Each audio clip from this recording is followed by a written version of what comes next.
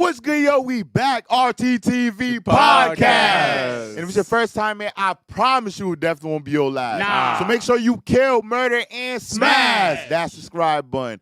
And welcome to the newest episode of RTTV podcast. And today we have a special guest, one of the most creative, one of the biggest gamers, one of the biggest One Piece card collectors, one of the biggest anime content creators. We're talking about the man himself, Jack the Boss. Yeah. So we ain't talking about that was some crazy glaze. I'm not gonna lie. I don't know. That's a lot of accolades, dog. Thank you, man. That was nice. I'm like all lathered up now, man.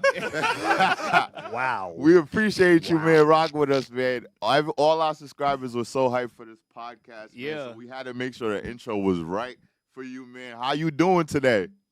Hell yeah, I'm doing great. I'm excited. Like I was saying before this, I've never been on like an anime podcast or anything, so this is cool. Like I said, the only podcast experience I have is Call of Duty. So it's been a long time since I started watching anime, and I have a lot to get off my chest, frankly. So I'm ready for anything y'all got. Nah, we appreciate that. And before we get into the anime, we're gonna do a little like Q&A with you. Just ask me some stuff about yourself, just to get this party started. And to start it off, where are you from? Like, where were you born and raised? I was born and raised in Dallas. I'm in Austin now. So in Austin, if you're not familiar, it's only like 3-hour drive from Dallas. So I was in Dallas for my first 23 years of my life, and now I've been in Austin for about 2. No, that's lit. And how do you like it out there in Texas? Oh, Texas is great. I think the only downside is like how hot it gets during the summer. Like if you don't like the heat, it's like for like 2 months straight, it's like 100 degrees minimum, like Fahrenheit every day outside. So if you can get past that, Texas is pretty good. Like it's cheap. You kind of just have to drive far between places, but aside from that, it's not that bad. Y'all are in LA, right? Yeah. We're originally from Rhode Island, though. Yeah, we go to Texas though every summer for DreamCon, and bro, I feel you. It be hot as hell out there, bro. Excessively hot. Were y'all at DreamCon last year? Because I went last year. Yeah, we was out there last year. Oh, we got. Oh shoot, y'all gonna go this year? Yeah, for sure. We're gonna be there this year. Because it's in Houston this year, right? Yeah, I think it was last year. It was last year. Oh wait, which year was it? Austin. I was at the one when it was Austin last. I think that was 2 years ago. Yeah, it might have been 2 Houston years. last year because I remember the basketball game was at the Houston basketball joint. Yeah. Mm-hmm. So 2 years ago, I think. It was Okay. Austin. That's the one I went to, so I missed last year, but I'll probably go this year. We went to Austin one too, though. Yeah, Yeah, hell we yeah. went to I feel Austin. like we've been going for like the past like 4 or 5 years or 4 something. years. Like, yeah. And Dude, it's getting big. There's so many people at DreamCon, like more and more every year. Yeah, that's a fact. They've done something crazy with that convention. Oh, Yeah. Shout out RDC. And something that we know you're a huge fan being from Texas, yo, man. How do you feel about your Cowboys? I'm sorry. I mean, like, what more can I say than like this is kind of the year. Like, if you're really looking at everything, like the pickups and the offseason, like this is our year. Honestly, I'm not mad because y'all drafted Caleb Downs, so I think that was a great pick for you guys. I'm an Ohio State fan. I agree. And I know he's the best defensive back coming out of the draft. He was the best defensive back in college football. So based off of that, it is looking a little up for you guys. I don't know how up, but we'll see. Man, Jerry Jones owns the Cowboys. It's tough, man. That's what I'm saying. Hey, listen, Jerry Jones fakes his dementia until it really matters. And that draft was when it really mattered. So, hey, listen, I'm not saying he's like this conniving mastermind, but whenever he makes choices like that, I don't know. We all are kind of waiting for him to die, though. Not gonna lie. Oh my gosh! Damn, wow, Jerry Jones is wild though. It's shaped like a football. 2 more years, max, maybe max.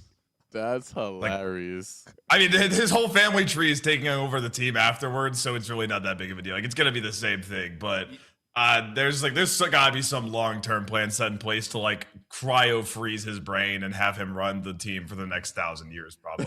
That I just don't They know better about. have Jerry Jones like Fallout, bro. Futurama. Futurama. Yeah, 100%. 100%. But it's a tough life being a Cowboys fan. But that's the thing. I don't understand why people hate on the Cowboys because, like, we're the most weathered fans, bro. Like, all 26 years of my life, I've never seen them win anything. So, like, at some point, you got to be like, okay, he's kind of a ride or die if he's still with them after all that, you know? I think the hate for the Cowboys stems from Jerry Jones.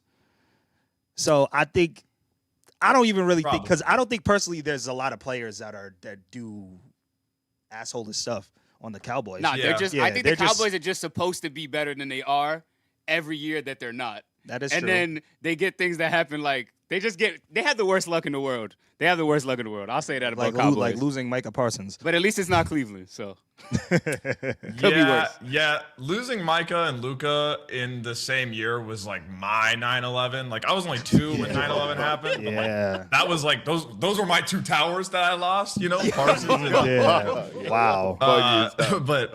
But yeah, it's tough. But I'm also a big hockey fan too, and the Stars just got knocked out for the season, so I kind of got nothing left, to be honest. Damn. Wait, so growing up, were you active in sports? Like, were you playing like hockey or football, basketball, anything? I played soccer for a couple years. Had damn near the worst stamina of all time. I don't know why I played soccer. Like, I don't ask me a single accolade for my years in soccer. I couldn't tell you anything. But I was in band most of the time. I was in marching band. Yeah, That's what's up. That's what's up. Oh, that's different. Different, right? Yeah, no, that's what they would say. It's like, yeah, you're different. Yeah, that's really different. Yeah. What instrument did you play in band?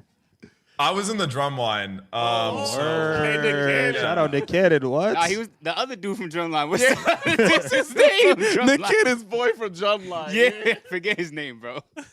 We watched that movie so many times in school, but dude, Drumline was awesome. It kind of deletes your summers though. Like I don't know if y'all played sports, but like it was like the equivalent of like how football in Texas, like you have like 2-a-days or 3-a-days where you're out there like all summer and you lose your summer. Band was kind of the same. Like you had to be there 9 hours a day through like 5 days a week every summer. It was a lot of work. Wow. Band in the summer in Texas sounds treacherous in that heat. No, actually, yeah. Mix those two together. It gets hotter every year. I swear, man. Like, I don't know how I used to do it. Like, I have trouble getting up at like fucking 11 a.m. these days. Like, I don't know how I was getting up at like 7, ready to go 5 days a week for like even school back then.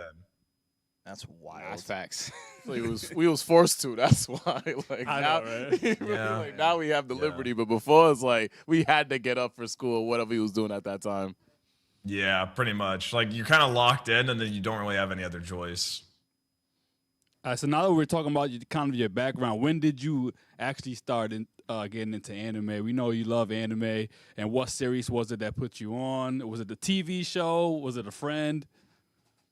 It was my friend, my best friend, through like I met him in like 6th grade, so like beginning of middle school, and he's still my friend to this day. He begged me to watch like One Piece for the longest time, like since what was airing weekly? He probably watched since like Fishman Island was airing weekly. Like he begged me since then to watch One Piece, and I always thought it was stupid. Like I remember one day I went over to his house when like Whole Cake, I think, was airing weekly. This is before I even watched anime still. He's like, dude, watch this shit. It's crazy. And I think it was so long ago that I don't even remember, but I'm pretty sure he showed me like a scene with Big Mom. And I was like, this is the stupidest thing I've ever seen in my life. Like, but in retrospect, what are you showing a non-anime fan Big Mom for? Like, they're gonna think that's weird. Yeah. So he tried to put me on for forever. Finally, he convinced me to watch Naruto. And I was like, all right. But it was at the time of like COVID where a lot of people were starting like React channels and stuff. So I was like, all right, well, if I like it, like I'll go in and I'll start recording my reactions to it. And if I like it, like I'll just keep going with reactions. And I liked Naruto so much, and the channel started doing so well so quickly that it just kind of took off. Right before Naruto, though, I tried watching My Hero Academia as my first anime, and I think it's kind of like it has a lot of anime tropes, like like the over the top emotion and stuff like that. That I dropped MHA like 3 episodes in, but that was like I said, that my first anime. No, hang on. Oh, I thought No, hang on. Quick, yeah. Hang on. This was because it was my first anime. So like all the tropes I kind of rolled my eyes at and I didn't think it was funny. Then I watched One Punch Man, and I think because One Punch Man takes itself not seriously, I was like, okay, I like this. And I watched all of that. So after that, I started Naruto, and then eventually I went back to MHA, and I love MHA now. So I went back eventually. That's why I had to preface with that I started it, didn't like it, but I think once you get used to anime tropes and like how anime goes and like all that, it's a lot more digestible. That makes a lot of sense too. Yeah, so pretty much you got into anime later, like it seems like later in life. So what were you watching prior to that? Like what were the shows and movies you were into growing up? And I mean, I was like everybody, like, you know, like Marvel and everything, but to be honest with you, like 90% of my time went into like games and stuff. Like I was hard obsessed with League of Legends in middle school and high school, like bad. Like it took like so much time away from me.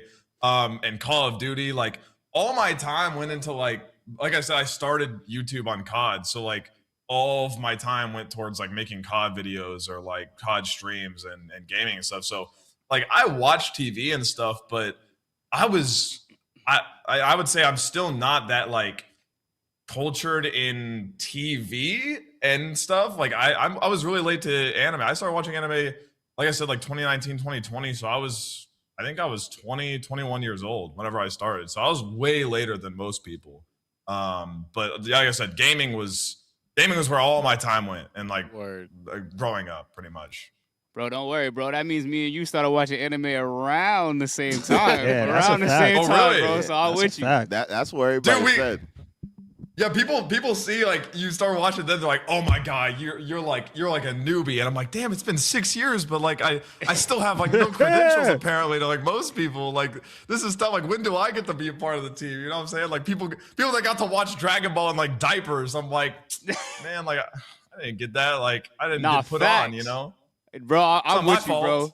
They called me a rookie for years, bro. Somebody put in the comments before the stream, they was like, yo, Ev, man, this is the first time somebody that started watching anime the same time as you was in here. I said, it's lit, bro.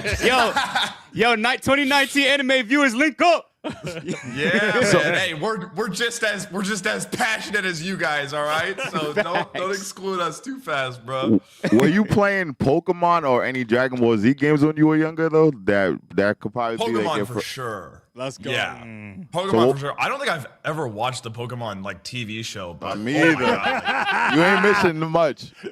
Yeah, I think like unless you're like growing up with it and like you have nostalgia for it, but oh my god, like I know it hasn't aged well to this day, but like Pearl was my favorite when I was really young, and then like Soul Silver, Black and White was really good. I kind of stopped with Pokemon at Sword Shield. Sword Shield was like the first one where I was like, I felt like I like lost sort of the flair for it. So I haven't played a lot of the modern ones, but I loved it growing up, 100%. I had like kind of the opposite experience with that. Like Sword and Shield got me back into it. Where like really? I kind of fell. I played Black and White, but during those times I kind of fell off. Like with Sun and Moon and stuff like that, I didn't really play those as much. Yeah, but I haven't given. You said what? No, sorry. I haven't given like modern Pokemon that much of a try. I think I have like this like nostalgia brain for Pokemon where like if it's not the top down like semi 2D 3D style, I'm like kind of pretentious about it, but maybe it's also just because like I had that era of my life and I just like have one now where I don't know. I'm not as like into it, you know what I mean? Yeah. So me and Wells were having a conversation in the car on the way here about how this is a year for games because there's a lot of heat dropping. Is there any game that's coming out this year that you're particularly excited for? So, Saros came out a couple days ago, which I've been super excited for, and it's delivering so far. I'm only like 3 hours in. I think it was flying under the radar for a lot of people. I think a lot more people are seeing Saros than they saw Returnal, because it's like kind of like the spiritual successor to Returnal, which was a game that came out way back when the PS5 came out, which is just like a roguelike. And it's just one of the like best sound design, gameplay, everything games I've ever played. I just can't believe more people haven't played Returnal. So it's delivering so far. I'm hoping it keeps delivering. But besides that, I don't have like a good radar of what's coming out. What are you guys like looking forward to? Wolverine, Phantom Blade. GTA 6. If they don't push it back in, which I don't think they're gonna push yeah. it back again. Forza 6. Well, Forza 5. Yeah. Yeah, I've never played Forza, I don't think, but there's no way GTA doesn't come out this year. I would be shocked. It's been delayed so many times. It's been a lot of times too. And you're pretty big with all like the anime video games. What would you consider some of your favorite anime video games you play? Of all time, the best anime game I still think is Dragon Ball Xenoverse 2. Like, well-rounded, like everything about it is just like what I want out of an anime game. Like custom character, the gameplay, the missions, the original world and story. Like it's everything I want in an anime game. So very excited for Xenoverse 3, but I didn't really bring that up because I don't think it's coming out this year. I think they said 2027, and it'll probably be like late 2027. But Xenoverse 2 will always be my anime game GOAT. What got me into Dragon Ball was Kakarot. I don't know how much you guys know, but I played Kakarot without knowing anything about Dragon Ball. So I experienced the story of Dragon Ball. That's kind of cool. Kakarot, and that's actually the perfect game to play if you don't know anything about Dragon Ball. Yeah, I experienced all of it. Yeah. Yeah, because you start at like basically where Dragon Ball Z starts, and it goes through the entire story, like everything. So I experienced like everything through Dragon Ball Z first through Kakarot, because I said I wasn't that interested in Dragon Ball. So people were like, well, why don't you just play the game and just like give it a feel? So I was like, all right. And I ended up liking the game a lot. And it got me to watch Super and Daima. I wasn't the biggest fan of Daima, but I think it was like a cozy adventure. But Kakarot got me into Dragon Ball. And that was kind of the first big anime series I did. Besides Attack on Titan. Have y'all played the Attack on Titan game? That one's kind of... me and Wells. I was about to ask you about that too, because I was wondering like what got you into that, and did you know that like that gameplay was gonna go that crazy for you? No, I don't know why those videos did so well too. Those videos, I was like low energy for them. It was just like they were kind of just like cut comms, like not that much effort went into them. But I think and first off, Attack on Titan is so mainstream, like even to non-anime people. And like I also think not that many people knew a game existed that had like legit mechanics, like you could attach to a Titan and swing around it and cut it and everything. So I think that's why it did so well, is just because I think a lot of anime games go under the radar for whatever reason. That was also the time Attack on Titan was kind of blowing up because of COVID too. Like there was something about COVID where like, I mean, everybody was inside, so everybody was online. So people were like watching anime to like a ridiculous level that it just like stuff was going nuclear. So Attack on Titan did really well. That game will always hold a special place in my heart for that too. That and Kakarot. Other anime games that kind of like Naruto wise, I'll always love Storm. Storm 3, Storm 4. I thought, did y'all play Connections? That was kind of a letdown. Oh yeah. Why you think so? Why you think so? I think because it was marketed as a new game with like that's true, new features, new updates, and everything. And I got on, I was like, it's just kind of Storm 4. Yeah. Some characters, new stuff, and I'm like, did I really pay $60 for this? So I think that and like the original story in it was kind of just all right. I'm actually in the minority. I don't know if you guys are, but I'm actually a pretty big Boruto fan. I don't know if I'm. You got one here. Yes! Rob is a Boruto. You got one. I'm a huge Yes, Boruto dude. fan, man. I seen what you said online. You were counting down like how long it's been since the anime's been on hiatus, and I feel you, man. It's been way too long. I think we just passed 3 years. I'm pretty sure 3 or 4, something like that. I've seen. I'm glad though. I've seen rumors that we might get like an anime announcements for a 10-year anniversary. But like they haven't even released the like remake Naruto episodes of like OG Naruto. They announced that like 4 years ago. I'm pretty sure. Right? I don't believe it's coming this year. I really They don't. said this shit, man. I don't believe I don't know, man. I don't know. I don't know what they're doing, but I'm glad. Like So do you read the Boruto manga? Because I never even read the Boruto manga. I was just a fan of like the anime. Oh wow! See, I was going under the assumption that you love Boruto so much you probably read the manga, bro. For people that haven't read it and love it, y'all gonna love it probably 100 times more. It's that much better. That's gonna be better than That's what Naruto. everybody says. I think it's gonna be better than Naruto when it comes back. I don't think so, but like, because guys, maybe I'm not with him. Maybe I'm. No, it is really good. No, I don't read any manga. The only manga I've ever read was Berserk. I read like 100 chapters of it. I never finished, but it was really good. Ever? Like that's the only manga you ever read? Only manga I've ever read. Damn. Berserk's pretty pretty intense for That's a wild manga to watch. I need to read it. That's probably everybody always said that the manga was like better than the show. I never even seen the animation for it, but I was like, if I'm gonna read one, I'll read I got like all the deluxe, like the giant books of them. So it was good.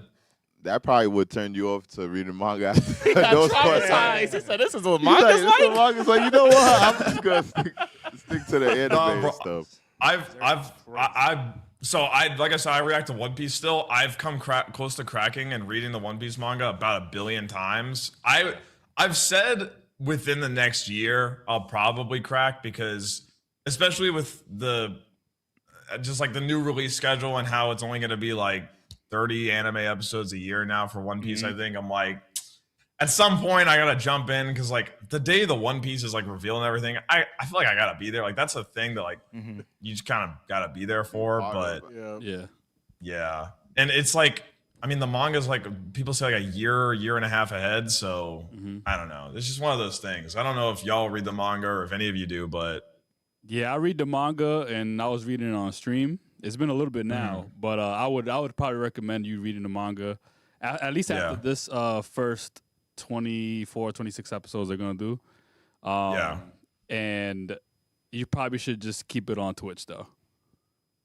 Oh yeah, because I hear YouTube like manga reactions get like destroyed. Yeah. You probably don't want to risk that. Yeah, for sure. Yeah, like I hear it's like stricter with manga reacts than anime. For sure. Unless you guys are gonna do a review and just talk about it, I think that'd be cool. But it's been tempting. For sure, bro. I think you'll love it. At least if you're not gonna do One Piece, if you're a Boruto fan, start with that. I think your fans will enjoy that for sure. Especially because you know of your origins with Naruto, how big those were, and like I think they will love that. I think you would too. And like, who knows if Boruto, like the anime, is ever gonna come back? So I might as well. Yeah, hell yeah. We don't know whenever that is, but we're knowing that you don't read manga, but a community that you're really big in. Congratulations! I seen that you also went to a tournament. Is One Piece card game? Like you're really into it, and I seen that you got the $3,000 Luffy card that you pulled out on stream.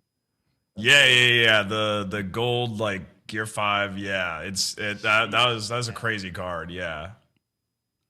I love the One Piece TCG. I play in locals every week. There was like a really big tournament a couple weeks ago. I fell flat on my face for it. But I go to locals and play. It's like a really good community. I don't know if you are watching and you live in an area and you like that's decently populated, like you don't have to be in like a giant city, but if you are looking to play the One Piece card game, it's a really good community. Like you meet a lot of cool people. You just get to like go and play the game every week. It's really sick. How long you been doing it? Oh, sorry. No, you could. Oh. Like, what got you into doing the card game, and how long you been doing it so far?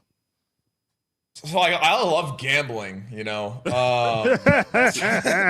So I wanted to like rip packs, and like I love One Piece, so I was like, because like I used to rip Pokemon cards because I kind of liked opening Pokemon cards, but when the One Piece TCG came out, I wasn't even caught up yet, so I couldn't really get into it for a while because I think the very first set was like Wano, and that was like coming out whenever I was watching like probably like Punk Hazard. So like I was nowhere near like where all the cards and everything were. So like I waited for a while, and as soon as I got caught up, I was like, all right, let's just start ripping cards because it'd be kind of fun. And eventually I just started learning how to play the game, and the game is really easy to learn and really easy to pick up. I tried Yu-Gi-Oh for a bit. Hated Yu-Gi-Oh! Hated that shit so much. Damn. Oh my God.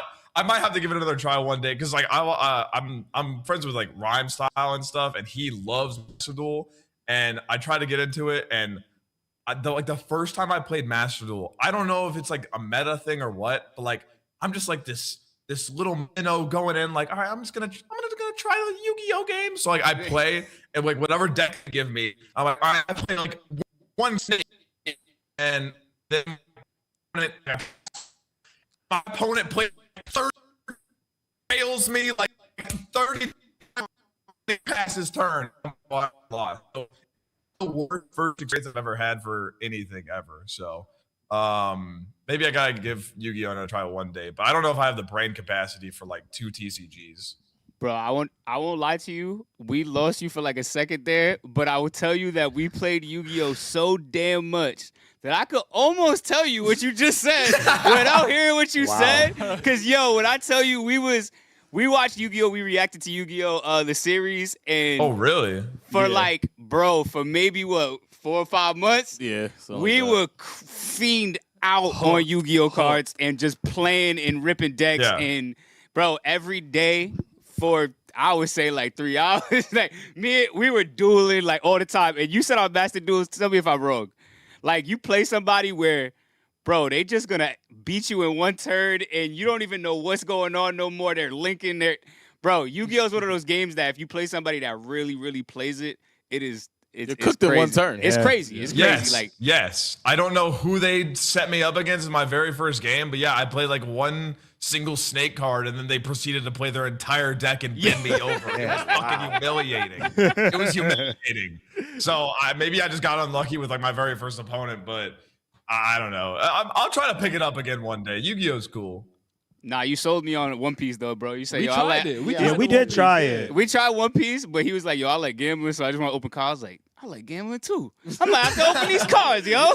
It's funny because Sold them. it's funny because I don't remember. Did we actually play a game against each other? Yeah, no, we did. Yeah, we did a couple We all times. played Yeah. together. Remember? Because I remember like we used to go to the One Piece tournaments, and I'm like, yo, this is so fast paced. I don't know what's going on. Like, because you guys just move so quick. Like, it's like, and you don't say a word. There's no words. It's just like, Yeah, the locals we went to was kind of just like hit me or like it seemed like blackjack or something.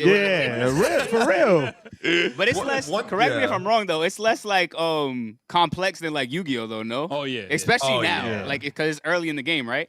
Yeah, 100%. It's nowhere near as complicated as Yu-Gi-Oh! It might get to that way one day, but I think since it's so new, there aren't that many mechanics. Like, I don't know how many mechanics there are in Yu-Gi-Oh!, but it's probably 10x the complexity of One Piece. But once you play enough, you kind of know, like, the decks and, like, what someone's doing. But there's a fan-made sim. It's called, like, it's by a guy named Mai Batsu, where you can download it and play like ranked and stuff, and you have access to every single card. It's completely fan made. Oh wow. And learn the game like on your PC, completely free. And that's how I learned. That's how I got it. Because like otherwise, the only way to only other way to learn is to like go to a local and play against someone over and over again. But there being a simulator where you can have every single card at your disposal, you can learn everything about the game like from your house. And I genuinely think the simulator is why so many people are able to get into it, because you're able to just practice with every deck before you spend, $150 on buying a deck and then not liking it. Yeah, that is a convenient walkthrough. Yeah, that actually is. basically. Yeah. Yeah. Yeah. It's lit. Yeah, so I mean, if you're thinking about trying the game, just download the simulator first. What deck do you run right now? All right, well, like, if anybody's watching that plays, they're gonna think I'm like fucking evil, but like there's like a really strong blue yellow Nami deck that I'm currently playing. It's also probably like the most expensive deck to play. Okay.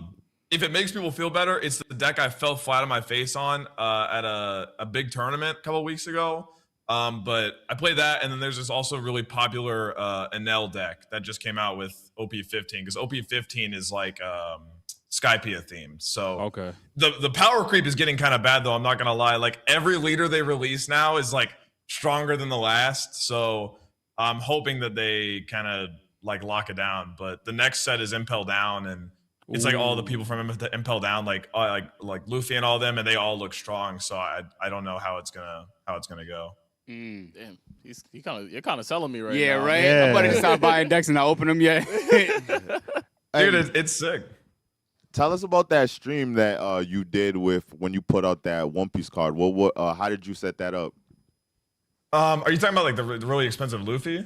Yeah. Mm-hmm.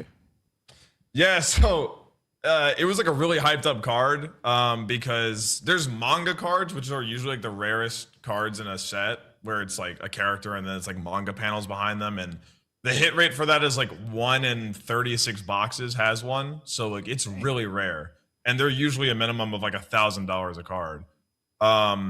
This Luffy was coming out, and I was like, this is gonna be the grail. I was like, this is gonna be the card that like people want for a long time, like that first edition Charizard type, you know? So I was like, what if like, imagine how crazy that'd be if I pulled it. So I bought a case of cards, which is 12 boxes. Dang. And Oh, he was going fishing. Wow. I was going fishing, but like it's a really bad gamble because it's 1 in 3 cases, maybe even more for that. There's not like official hit rates. So I was dropping like $1,500 on all these boxes just for the gamble of there being this one Luffy in it. And people were like, oh, dude, you're so lucky. It's like, yeah, but like 80% chance I don't pull it. And I just spent $1,500 for like, you know, like Queen alt art. Like, what are we doing? You know? So I was really lucky. I bought 12 boxes. I pulled it. I'm so sad because I pulled it way too early into the stream. If I could have like milked it a little bit more, it was like a 5-hour stream because it takes so long to open that many cards. Yeah. So I pulled it like an hour in, and I was like, "Fuck!" Like I could have kept this like edging this along for so long, bro. So I was so hyped. Unfortunately, when I got it graded, so whenever I opened it, if you watch the clip, I dropped that thing like 3 times. Oh. I was so like bewildered. I was also like a little intoxicated. Like I had like a couple shots. Anyways, but I dropped it a couple times. So it got a PSA 9, which I don't know if you're familiar with grading. It's just like the quality of the card. A PSA 10 for that card is selling at like $9,000, $10,000 now. Damn. PSA 9 is like still like $6,000, $7,000, but the fact that like that one grade change makes a difference of like several thousand kind of stings. But I don't think I was ever going to sell it unless it hits like a ridiculous number one day. Like I said, I'm kind of hoping it becomes like the first edition Charizard of One Piece. Yeah. I think it could be. I don't have that card. Well, I do have a Charizard, yeah. But it's not first edition, though. I think Logan Paul has. Yeah, he would have had that as a chain like Yeah, Logan Paul. I would have had it like Logan Paul. Gatekeeping that junk. But I do see the popularity for the One Piece card game growing. If you ever come down, are you coming to Anime Expo? Yeah, I've never been before, and I thought about going this year. Yo, you should definitely link up with us. You could teach us how to play some. 100%. Yeah, I could literally bring decks too. Hell yeah. What's the other cards that you feel like are like the ones you're hunting for? Like, what's like the top like grailed like One Piece cards?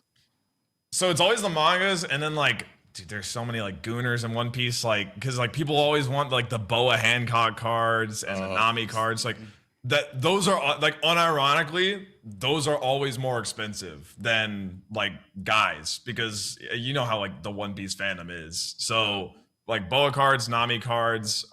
Surprisingly, Uta cards are for some reason really expensive too. Like it's just like the entire like female cast of One Piece is like sought after.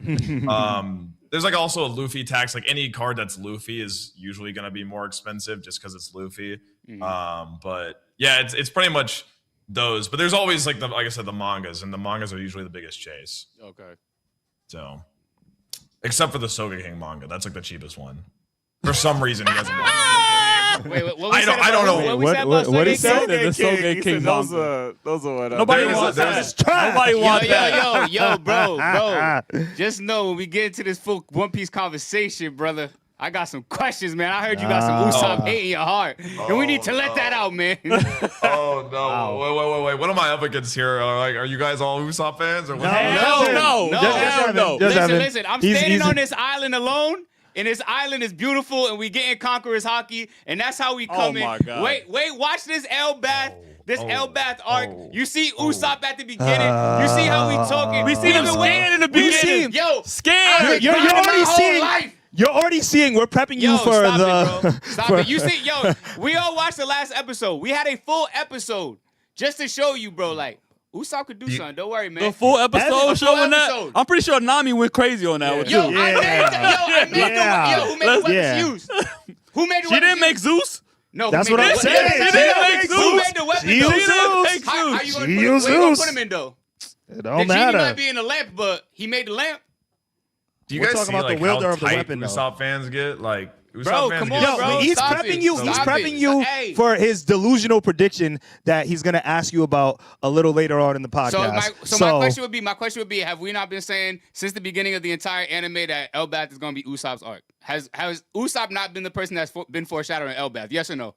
Yes. Thank you. Yeah. That's all I'm asking. But hold up. Hold up, If that's like the person that made Spalding Ball being responsible like for LeBron James' greatness. No. I made the Spalding Ball. No. LeBron James would be who he was. Before we get into that, man, That's a little this has different. probably been one of the most craziest years in anime. And I feel like me and you, I seen that you had a tweet out there that me and you have the same opinion on the greatest anime episode of this year. Probably the greatest anime episode me and you seen. Do you know what anime I'm talking about? Does it involve Jujutsu Kaisen? Yes, it does. Can you let them know what was your favorite episode that you said might be your favorite anime episode ever? The Maki fight for sure. Oh, crazy. Of course. Absolute crazy. That's up there. It's like toe to toe between Maki and the Sendai Colony. Like both of those episodes, like I truly don't know how like people hate on Jujutsu Kaisen. It fucking blows my mind. It blows my mind. I feel you. It's Right with you. I mean, I watched the Maki fight like I maybe 10 times the night it came out. I think I watched that episode over and over and over and over again.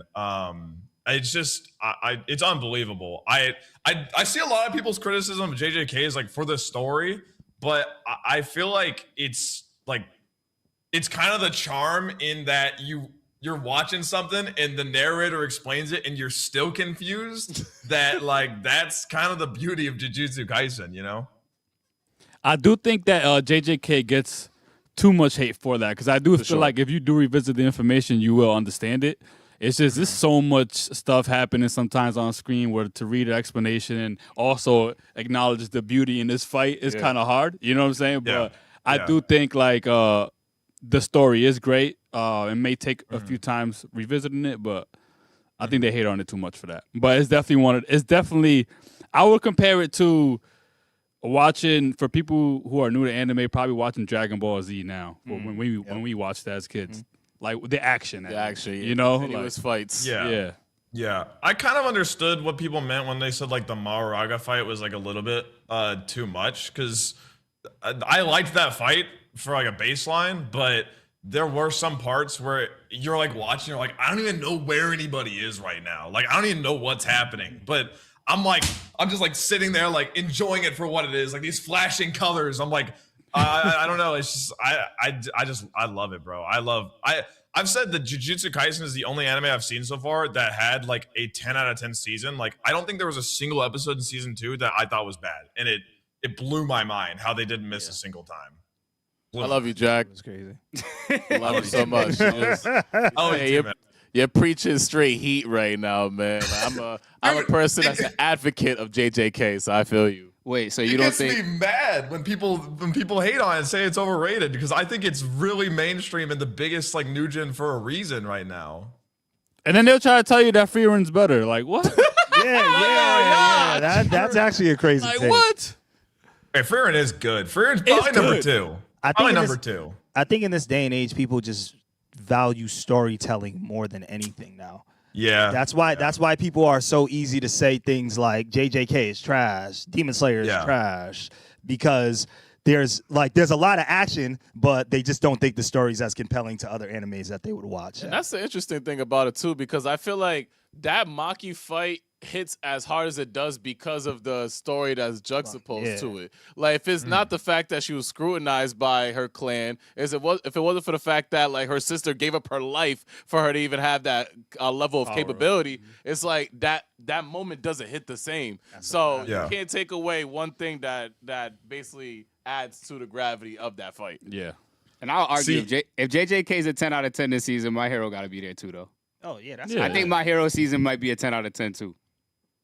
Yeah, I would say the final MHA season definitely delivered for me. But you say that people value storytelling the most now, but it still boggles my mind that like solo leveling is as popular as it is. Because to me, well, I mean, damn, yeah, but there are people that hate on solo I leveling. love solo because of leveling. Nah, he's saying it. That's what he's saying. Saying, though. Yeah.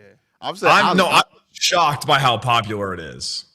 But by the fight scenes alone, though, like the animation, the graphics, even before the storyline, like that, I feel like that's on par with JJK is better, but I feel like that's like its cousin. No, this is cousin. In terms of the level of like fights and action, hell yeah, that's his cousin. First cousin. Now the storyteller isn't as much. No, I know. as solo leveling. Yeah. First cousin, not brother. It's like his distant cousin. Nah, it's a first cousin. Cousin ain't that crazy. Compared to a brother, I love how we family tree in anime right now. How close? Brother, that's his How cousin. close is that first cousin? What you mean? Like, It can only be. that's what I'm saying. Like, So for the, I'll say for the fifth to 10th birthday party, that first cousin's been at JJK's party.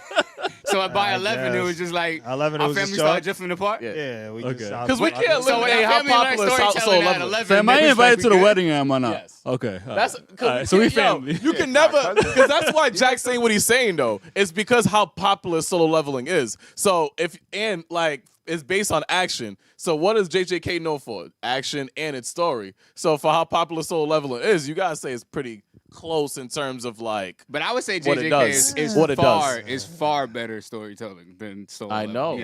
yeah, no, But- we're not comparing. We're not comparing the story. We're saying the level of fighting. Jack, what would you rate solo leveling then? Like Do I out do of 10. season 1 and 2 together? Yeah. Yeah, do them together. Oh no, you can like- do it separate. Oh, actually, no. actually, you can do it separate. No, do it together. Do it together. I want to know. I would say together it's like a 6. wow. Oh. I think like I would say solo leveling's like the uncle with an alcohol addiction that he doesn't call anymore. You know what I mean? That's Wow, not even a first cousin. Hey, Uncle's He's closer not to the invited to cousin. the wedding. no. Uncle's close. He still got the last name, so Yeah, exactly. So Yeah, it's maybe cool. like estranged, like he doesn't really talk to him anymore. No, I don't think solo leveling's bad. I just don't think it's like even remotely close to Jujutsu Kaisen, like even close. It's Fighting, it's though? still good. Not even fighting, not even fight wise. I don't. Think. Yeah, I think JJK is way better. And at I fighting, was gonna bro. say I actually Yeah. agree with that. Yeah, Like, yeah, I think yeah, solo yeah. leveling looks great. right, Like what- it's visually great, but JJK's fighting is What's much better. the closest you think a fighting scene to what anime would you say has the closest fighting scenes to JJK, if there's any? Oh my god. Slayer? Yeah, probably Demon Slayer. That's like all the fights in Demon Slayer are really solid. I think some of the most recent One Piece fights are on that level to an extent. Like recent. I'm talking like Yeah. Egghead stuff. But like, yeah, probably Demon Slayer. Like that. I like Demon Slayer too. I would say the solo leveling story is more compelling than Demon Slayer for sure. But Demon Slayer's fights, I would say, are on the same level. What would you Maybe rate better. Demon Slayer? Before Swordsmith Village or after? Before. Yeah, before. Yeah. I get why you Before say that. Swordsmith Village, like a 7, Okay. probably. After, I really hated Swordsmith Village. I thought that whole arc was pointless and didn't accomplish that much. I really liked the movie though, Infinity Castle. We haven't seen it before you spoil us. Okay, I won't go into any detail, but my hot take of the winter was that I liked that more than the Chainsaw Man movie, and everybody called me crazy. Okay. We And watched love- the Chainsaw. Yeah, movie. Chainsaw Man Chainsaw movie is Man. Res amazing. arc was Yeah. fire. It was good. It was really good. But I shockingly, like I said, I'm not the biggest Demon Slayer fanboy either. I surprisingly liked the Demon Slayer movie more. Are y'all gonna watch it soon? It's really good. Yeah, when it comes to stream. Yeah, we're waiting for it to like come to stream It's so we still can. not out. Still not out, bro. Wait. Oh my god, I that's got a question crazy. because I don't know if I miscaught this, but Yeah, you please said ask you said the solo leveling storytelling is more compelling than Demon Slayer. Yes. Yeah. How's it a 6? Yeah. Just, I just want to know like the thought process behind that. Why do you think that? I think the intrigue behind the game that he's playing, and especially like with the statues at the beginning, is a lot more interesting than the journey of fixing Nezuko and more compelling. I respect that. And I do. I'm kind of someone that likes like mystery box type shows where like it keeps you guessing. Like I feel like the Demon Slayer story, at least so far, is very straightforward. It's like, all right, we're gonna go find Michael Jackson. We're gonna fix my sister. Okay, That's it. Come on. And but Solo Leveling, it's like a question mark every episode, and I like that more. I think. You know, I feel you on But that. that bewilders me even more though, because then like that means that you really find the animation and the visuals for Solo Leveling underwhelming, or you just think it's that level of overrated. Because if you think the story is better for Solo Leveling compared to Demon Slayer, and that means that you think the Demon Slayer animation is that far beyond that you think that it's a 7 compared to the Solo Leveling of a 6. Yeah. I for some reason the Solo Leveling animation just hasn't really like blown my mind yet. I just, maybe it's the art style. I think I also like heavier lines with like animation and stuff. Like I think that's why I like Demon Slayer so much. Like all right. I go back to like the Tengen fight in Swordsmith, or not Swordsmith, in the Entertainment District arc, like so many times. Like I think maybe it's just the art style of Solo Leveling that doesn't grab me as much. I honestly, this goes like completely different direction, but I think that's also why I haven't watched more of Invincible, is because the art style doesn't like grab me as much. Okay. I'm not comparing Solo Leveling to Invincible, but I think they're more close art styles than like Demon Slayer and Solo Leveling. Okay. Yeah. I can understand that then. Yeah, because Invincible is not really known for like their art style, although it's not terrible. You know what I'm saying? It's just not anime. I But still think the hate. McDonald's. I still think the hate for the art style is kind of forced for Invincible. That's just me. in this day and age, I don't think so. Yeah. Nah, just because like a lot of the people who hate it are comparing it to the comic book, and more times than not, like when we talk about animations, especially Western superhero animations, more times than not, when you see it, it's never the same animation as a comic book. So I don't think that's a fair comparison. I think it's because of the fact that they know they have the money to probably deliver better animation, and because the comic book is visually stunning. Like if you go side by side, the panels that's on the episode versus that's in the comic book is a very big difference in quality. Yeah. I'm not gonna hold you details and everything, coloring and all that. So that's why big fans that's been waiting for this to be animated feel that way. Yeah, you know what's funny? I actually feel that way about the Solo Leveling manhwa versus the anime. The anime is beautiful. But the manhwa, and I think that's just to add context to I think why it's so popular is the manhwa blew up during COVID, and those panels are kind of just like they're color panels, you know what I'm saying, and they're stunning. My thing is like even with Invincible, it's like what type of animation style would you want to make it look better? Like. But like in comparison to other things that we've watched that are Western based, like a show. If it was like Devil May Cry, I was about to say Castlevania, like Castlevania or Devil May Cry. Okay, yeah, something like that. Yeah. Okay, interesting. I think a lot of people's contention too is like how stacked the voice acting cast is. Because like I said, I can't really talk on the animation because I haven't watched beyond season 2 of Invincible. But I know that like the voice acting cast is so stacked, and I think a lot of people conflate the budget with that for the animation budget. I don't know if they're even remotely connected, but I see that discussion brought up a lot. Yeah, I feel like it has to be, right? We talked about. Yeah, we talked about that before. Yeah. Oh, really? Because they said it was like a $2 million a budget per episode. Yeah. And everybody's like, where is it going?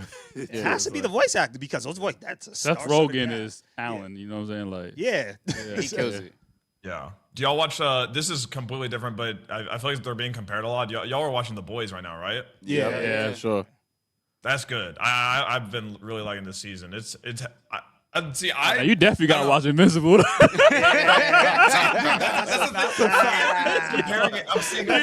If you like that, this season is like I don't think it's trash, but it's just for the last season, it's whatever. Yeah. I went back and rewatched like the trailers for the early boys, like the early seasons, and it's crazy how much like Huey was involved, and now he feels like a side character. Yeah, that's a fact. It's kind of crazy how the show has changed so much. I still think it's good, and I'm rooting for it in these last 3 episodes, but it's definitely taking its time for sure. Bro, these last 3 episodes gotta be ballistic. Yeah. Everyone, so. the problem to everyone saying is like Gen V got canceled, and they feel like the story. I'm not sure if you've seen Gen V though. No, I but never watched it. The storyline in Gen V has to play into the boys, and like everything that Gen V geared up for, we haven't seen any of the characters. Yeah. True. Like at all. No Like, Godolphin.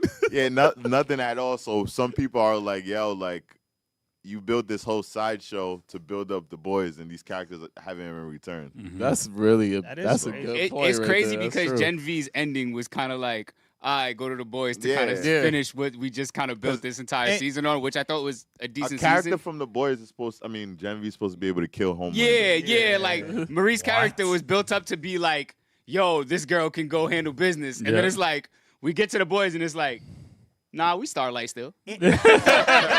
We're Starlight. Somebody call Starlight's ass. You know what's funny about that and Gen V getting canceled? Going into that last season, I thought that they weren't going to do another season of Gen V after that because I'm like, this would be a perfect way to end the series, right? Then it gets canceled, but it gets canceled in the middle of a season 5 of The Boys in which you don't see anybody from Gen V. So now it's like, Probably, which is good. Yeah.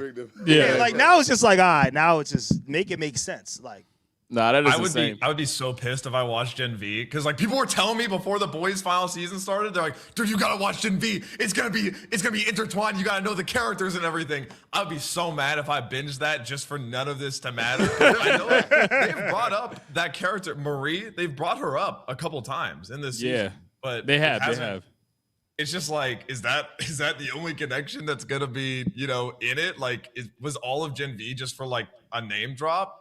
I guess we'll find out. you know what they Yeah, made we'll it seem find like? out. They made it seem as if all the people that Starlight recruited, including Gen V, just got bodied because we haven't seen any of them because they pulled up with Starlight and A-Train. That's why I'm like, all right, they're gonna play a prominent role within this season. And it's crazy. We actually saw more Gen V characters in season 4 of The Boys than we did in this season.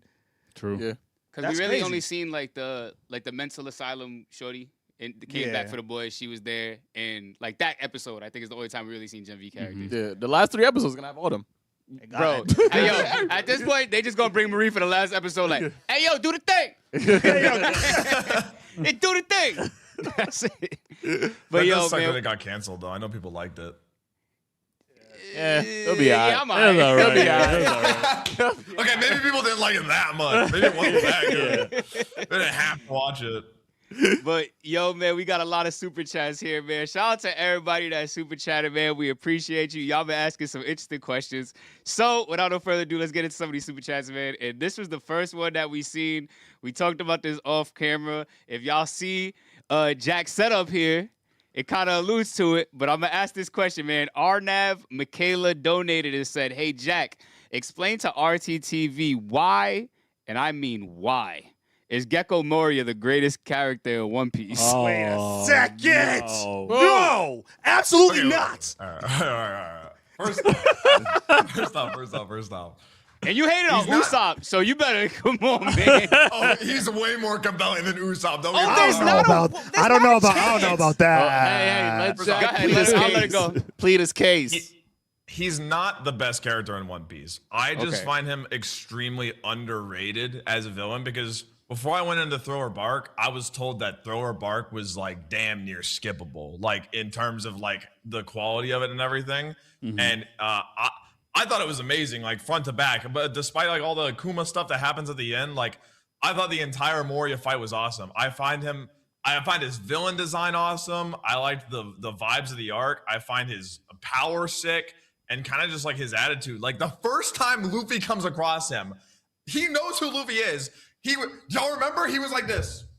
And Luffy walked up and he goes, and then he looks back up like he does not care, bro. He's the biggest Chad villain I've ever seen. And even after being defeated, he goes all the way to Blackbeard's hideout to rescue crewmates because that's the type of captain he is. You see Usopp doing that, you would not see Usopp stepping a foot And he got away, near too. Hachinosu. No, he got away too because he's the GOAT. Yeah. That's why. So yeah, I just find him really underrated. But I think the thing is too, whenever I'm told that a character or an arc is underrated going or like trash going in, I think I find it a lot easier to enjoy because I felt the same way about Fishman Island. I think Fishman Island's a great arc in One Piece. I don't understand the hate for it to an extent, but I think that's kind of where the whole, Gecko Moria stuff sort of founded. Wow, that was amazing right there. I'm not gonna lie, like conversations like this really like reminds me that people really have different tastes in the world. My boy said that his Gecko Moria design is amazing. That's the sentence I never thought I'll ever hear. It's like peak One Piece. Do y'all remember what he said when he was slamming Luffy into the ground, like in the little black box? Nah, what did he say? What did he say? He dropped like maybe. Hang on, let me set the stage. He dropped maybe the coldest line ever. No. He told Luffy, "This is your baptism." Oh my god! How cold is that? This is your cold baptism. Line, baptism. Nobody remembers that for some reason. That is crazy. bar. Who just said? Nobody says stuff like that anymore. I think because he's not, to most people, he's not really visually appealing, and he's also a trash villain. To most people, we just don't even remember any of his dialogue, unfortunately. But to each his own, To each his own. I will be honest with you. I think Gecko Moria has the most annoying voice, and he is so devil fruit reliant that if we're gonna talk about just fighting, I would never. As an Usopp fan, I never talk fighting, so I ain't gonna do that. Oh, I was gonna say, I was about to say, where you go with this? I'm not gonna do that. But he does not have any moment better than Usopp's moment in Whole Cake Island. He just doesn't. That's just facts. Okay, when with Shorty with Thing's daughter. Pudding? Pudding. No, it wasn't Whole Cake. Not Whole Cake. It was Dressrosa. Dressrosa, my fault. Mm. Okay. Dressrosa, he doesn't have a moment better than that. And with Usopp with Soge King, he also doesn't have any cooler moments than Usopp and Soge King. Soge King looks way flyer than Gecko Moria ever did in his life. Oh, that is fair. I agree with that. First off, like the fact that you're having to take a main cast member's moment and use it in your argument to a side character villain is just downright shameless. Because like, how much screen time does Usopp get in comparison to Moria? Like, it's like, oh man, this decadent chocolate cake shipped from Italy itself is better than this McDonald's McChicken. Like, yeah, of course it's better. Wait a minute. At least he knows McDonald's McChicken. I was gonna say, I'll accept it. At least we're accepting that he's nowhere near Usopp. But I also think that he's a bottom tier villain just in general. Like, I don't think his devil fruit is very important, though. Yeah. It is. His ability, I think that's the thing that really pushes his character and his villainy to a whole nother level. Because, like, then it gives the capability of, like, different people from the past to coming back. And I think that's a huge element because we never know about, like, who, like, he could resurrect. And it could be people that we've heard about throughout the time of us going through 1,000 episodes of One Piece. So he could end up being important later in the story. Yeah, he's already hinted that he's important. There's a lot of stuff going on with him. The fact that Blackbeard wanted his devil fruit, he escapes from Blackbeard as well. It's like, who does that? Or Blackbeard's crew. He was traumatized by Kaido, though, right? Like, that's where we last. Okay. Yeah, and there's a lot. Yeah. Manga readers know what's up. Joe's about to tell us something right now. Wow. I think my issue with Usopp fans is that, and I don't know if actually you already said this. So is like, y'all are like, oh, but the day that Usopp does something cool, like, I don't want you to be excited. It's like, no, you got it all wrong. Like, I go to bed praying every night Usopp does something cool because I want to watch him do something cool. The day that it happens, I'm not going to be like, oh, darn, Usopp had a good moment because I want him to have good moments. So when that day comes, do not be like, you're not allowed to be excited because you dunked on him. No, he just hasn't made progress like every other Straw Hat has. Oof. Nice. I love how, yo, just crazy. I love how you talking directly to him. You know what's crazy? Wow. I actually am not mad at that take. And we have this conversation all the time. Like, put it this way. You're not an Usopp hater. And I think that that's what happens for a lot of us Usopp lovers is that we encounter Usopp haters. No. We're Usopp realists. Wait, that's what it is. No. You're a hater. We're You're the a logical hater. world. You are a hater. You know what's crazy? You are a hater. Because in the beginning of One Piece, I didn't like Usopp. But when do you guys really see me come for Usopp like that? Because he's directly pointing at me. Podcast. I could literally rewind it right now. How You many just said times Usopp do I, trash. compared to I when we could first literally started, rewind the how many podcast. times have I come for Usopp like that? I ain't like you still do that. Yeah, I'm like, Yeah, what you do, are we man. rewriting We here? can Not make a really. compilation. Not I'm in about to say, comparison when we Jerry, first started. there's But now literally I've Usopp hate videos to become you, bro. more of a Usopp realist than I am a hater of Usopp. I don't believe you to be a realist. Okay. But All right. but Like I really don't go in on what- Usopp as much what as I I will used to. say is That's I a fact. I I respect go that. on Bleach more than I go on I Usopp. respect that take because I think that you're right. We always have this conversation that obviously Usopp is supposed to be further along in his journey. We know what his journey is supposed to be, and he hasn't made it there. But I would counter the fact that he has no cool moments up to this point, though, because I don't know if that's what you meant by that. But I definitely think that Usopp has had moments throughout. I just think they're so far and few between from the last one to where we are now that I think that's where the issue comes for his character. Because the last thing he's really had was God Usopp. Correct. Yeah, Correct. and I that's agree with been that. a long time ago. And it was that a was long time. Dressrosa. Yeah. And I put it this way, as an Usopp fan, I've never said that, you know what I'm saying, we get moments from Usopp all the time. Yep. I just believe that my thing with Usopp is that being the guy who doesn't have a devil fruit on the strongest pirate crew in the world, possibly, and he's still and he's an OG Straw Hat. He's not like he came episode 963 and survived 9 episodes. No, we're at 1,200 episodes, 12 something at this point, and he has no devil fruit, and all he does is survive and attempt to make himself better throughout this entire journey, and still believe that one day he will be this ultimate warrior. He still has that belief in himself. So that's why I love Usopp. I don't think it's a lack of like big moments because like obviously he's had some good moments, but I think it's more the lack of progress towards the goal that he set up to accomplish. Like everybody had their own goal, like Nami navigating. Obviously Sanji's, he's still looking. Like Brook is still trying to get to Laboon. It's the fact that like every time Usopp has the chance to be brave, he's not. And I think it's more frustrating as a viewer to not see that kind of progress in comparison to like all the other Straw Hats, if that makes sense. Damn. I So get you what don't, but he be shooting like Tabasco at people and stuff. No, but it's not. But yo, it's funny because they talk about in the beginning of Elbaf, right, where they're at, when Luffy runs up on him, when the cats run up on him, he's like, yo, They damn, alluded to Usopp. this. He alluded, he's like, Usopp, you know you could have did that, right? Like, Yeah.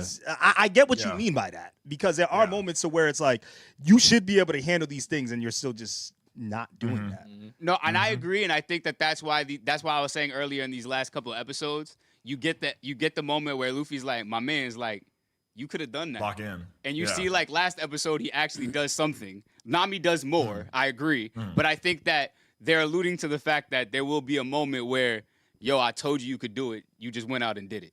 So I think that we will get that, but I hope so. I hope so too. Now, Jack, we've been asking this question to everybody who's been on a podcast that covers One Piece. Do you feel like Usopp, by the end of the story, will achieve Conqueror's Haki? Absolutely not. I don't even know. Yes. Absolutely. He kind of threw me for a loop. He said, absolutely not. Y'all know, like, Conqueror's Haki is supposed to be, like, really rare, too. Like, I understand, like, now, a couple of Straw Hats, like, a lot of characters we know of it, but, like, it's still not something, it's not like regular hockey where, like, you can just develop it over time. Like, it was originally presented as, like, 1 in a million type thing. So, I mean, if there's like a tier of the Straw Hats getting it, he's rock bottom in terms of who's getting it. Like, I'm saying Chopper's getting Conquerors before Usopp, frankly. Nah, I actually think that's a bad take, because if you're gonna argue that Usopp has not had any level up, Chopper has not either. Chopper don't even doctor no more. Chopper is there to look cute, bro. Whoa. Yeah. Chopper be Barely. doctor. Chopper be That's not doctor. Whoa. Still be dark, Who right? stopped the Wano? ice on in Like- Wano? Yeah. Whoa. Chopper locked in Wano. I'm not even gonna do anything Didn't right he now, rap? Chopper. Didn't he rap Zoro up? Yeah. Yeah, Nah, like he- The yo, iced Onis, too. He remember? created antidotes. Yeah, Like, he Still did- be, still be doctor. Whatever. I'm not gonna. We'll get into more super chats, man. What I will say before we carry on. What I will say before we carry on is this podcast has been asking this question now for the last 10 episodes at least. Yeah. And I will say that you were in the mass minority, my brother. We are you in the mass minority of what people don't think is getting conference hockey. Which is still wild. It is a far minority, brother. Let me just tell you that. Yeah, it hurts. It hurts every time. If it ever happens, it'll be one of the rare instances where I just disagree with Oda. And it's just like, that's just how it is. Like, wow. It's just one of those things, you know? We'll see. Hey, if that ever happens, if I watch that, I will think of you immediately. Don't worry. I'll think of you, right? Damn, he's probably so happy right now. He's probably so hyped right now. And you will be 100% correct in that assumption. I will do the Usopp dance that I made back in 2020 for that. We breaking the Usopp dance out for that. But I'd love to see it. That'd be a crazy scene. We are on to the next super chat, man. Shout out to Kashi Snitch 9, man. You always in here, bro. Appreciate you, man. He said, RTTV, can you please bring back the draft pick podcast? They were a lot of fun and sparked hilarious arguments like Hawkeye versus the Ninja Turtles, etc. I remember that argument. Me too. Yeah. I was actually thinking about that argument the other day. We gotta Hawkeye versus the Ninja Turtles is crazy. And it got pretty heated, actually. Yeah, it got heated. We have to bring some of them back. So shout out to you, man. We got Lememe Lemele Helili. If I read that right, I'm the man right there. French. Maybe. That's a French name. That's a French ass name. That's a French. Yo, he said, yo, Jack, I know you like live action Garp, but Rob doesn't. I would like to know why you like live action Garp, and Rob, I'd like to know why you don't like live action Garp. I don't like live action Garp because he's small. He doesn't look anything like the actual Garp, and I don't like his accent either. Hey, my boy is Scottish or whatever. Like, you're supposed to be like intimidating and big looking. Yeah, so I don't completely disagree with you on that. That's kind of my fear for the future of the live action. I love the live action so far. I think they're doing a great job. I'm really worried that like Whitebeard's just gonna be a regular guy, or like Big Mom's just gonna be a regular because the fact that, like you said, Garp is a big dude. Like, he's big. Like, he's not as big as like Whitebeard or Blackbeard or any of that, but like he should be big. And I would say that's the only thing I agree with you on. I think the accent's great. I think the actor's great. But that is my one fear for the future of the live action, is that they don't make big characters. It's like they already had a chance to without Vita and they didn't. So I don't completely disagree, but I think the actor himself is really good. I kind of like the accent, to be honest. It kind of gives me like grandpa vibes, you know, like wives. Or grandpa. Grandpa vibes. Patrick said, my grandpa did not sound like that. My grandpa sound more like My grandpa don't even sound like that, but like there's something about an accent that's like, oh, it's kind of comforting, you know, like about it. Shout But no, out I don't Grandpa completely Garp. disagree with you. We got Adam Multisanti donated and said, Captain Kid Hive. Jack, teach Jerry to put respect on his name, and that kid would def whoop Sanji's ass, whoop Sanji's non-conqueror's hockey butt. Also, how do you feel about Oda haxing Kid out the story? You know what's funny about that? I'm not the one who goes in on Kid the most. I do go in on Kid. That's why I'm like, where this come That's from? Joel, no? I'm like, what? You're talking about useless kid? Yeah. No, useless kid. But like, I don't really go in on Kid like that. There has been times where I've said some things. I think you did, bro. Oh, like that? Not like that. Like, bro. you jumped on- I said there's been times where I have said some things, but like I don't really be going in on. I definitely going in on Usopp way more than I've gone in on Kid. Yeah, like I don't. That's why I'm like, wait, that's more Joel than anything. Yeah. Like I don't know why that was I directed think Kid to me. served his purpose. I think he served his purpose, bro. No, That's he what didn't. I think he served his purpose. didn't, Like, he bro. went in, we seen the new generation with Law, Luffy, and Kid, and you know, when you get to a certain time, like some people just don't make it, bro. What do you mean? So wait, so you telling me Like, you want to go against Shanks? Yo, you thought you was Capone's gonna outta make here. it? He attacked Shanks' fleet. You All thought right, and he got done. That's a moment right there. You would agree, right? That was a great So you moment. think from by that moment Shanks. that should just eliminate Kid? If like he had to shine. Yo, Pat. He had it. Pat, Right to now, your point, he get me Pat, hot right I do now. think I was telling Wells this. I do think that we're gonna see Kid in Elbaf. I Yes. think he's somewhere on Elbaf. Yes. He might I be agree comatose. with that He man might be right there, comatose, bro. but I believe he's somewhere on Elbaf. I don't know. Jack, this yo, is can you let us know what very- you think, break bro. down the Kid love right now, bro? Yeah. This is another hot take I have. I love Captain Kid as a character. I think he's sick. I shed a tear the day he got speed blitzed by Shanks. I quite literally like baby raged in my room reacting to that. Like I was so mad. I didn't even do an outro for that video. I was so mad. I just shut the camera off and I went and laid down and I just like cried into my pillow quietly.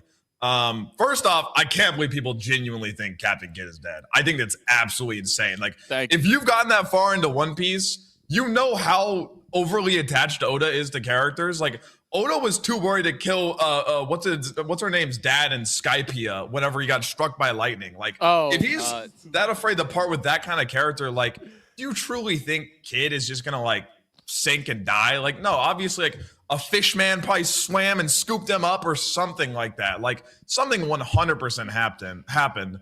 But back to like why I like the character, it's kind of similar to Moria. I like his design.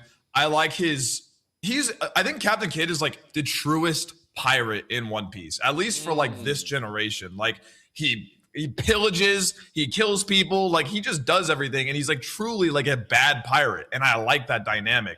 I like his design too, like everything about him.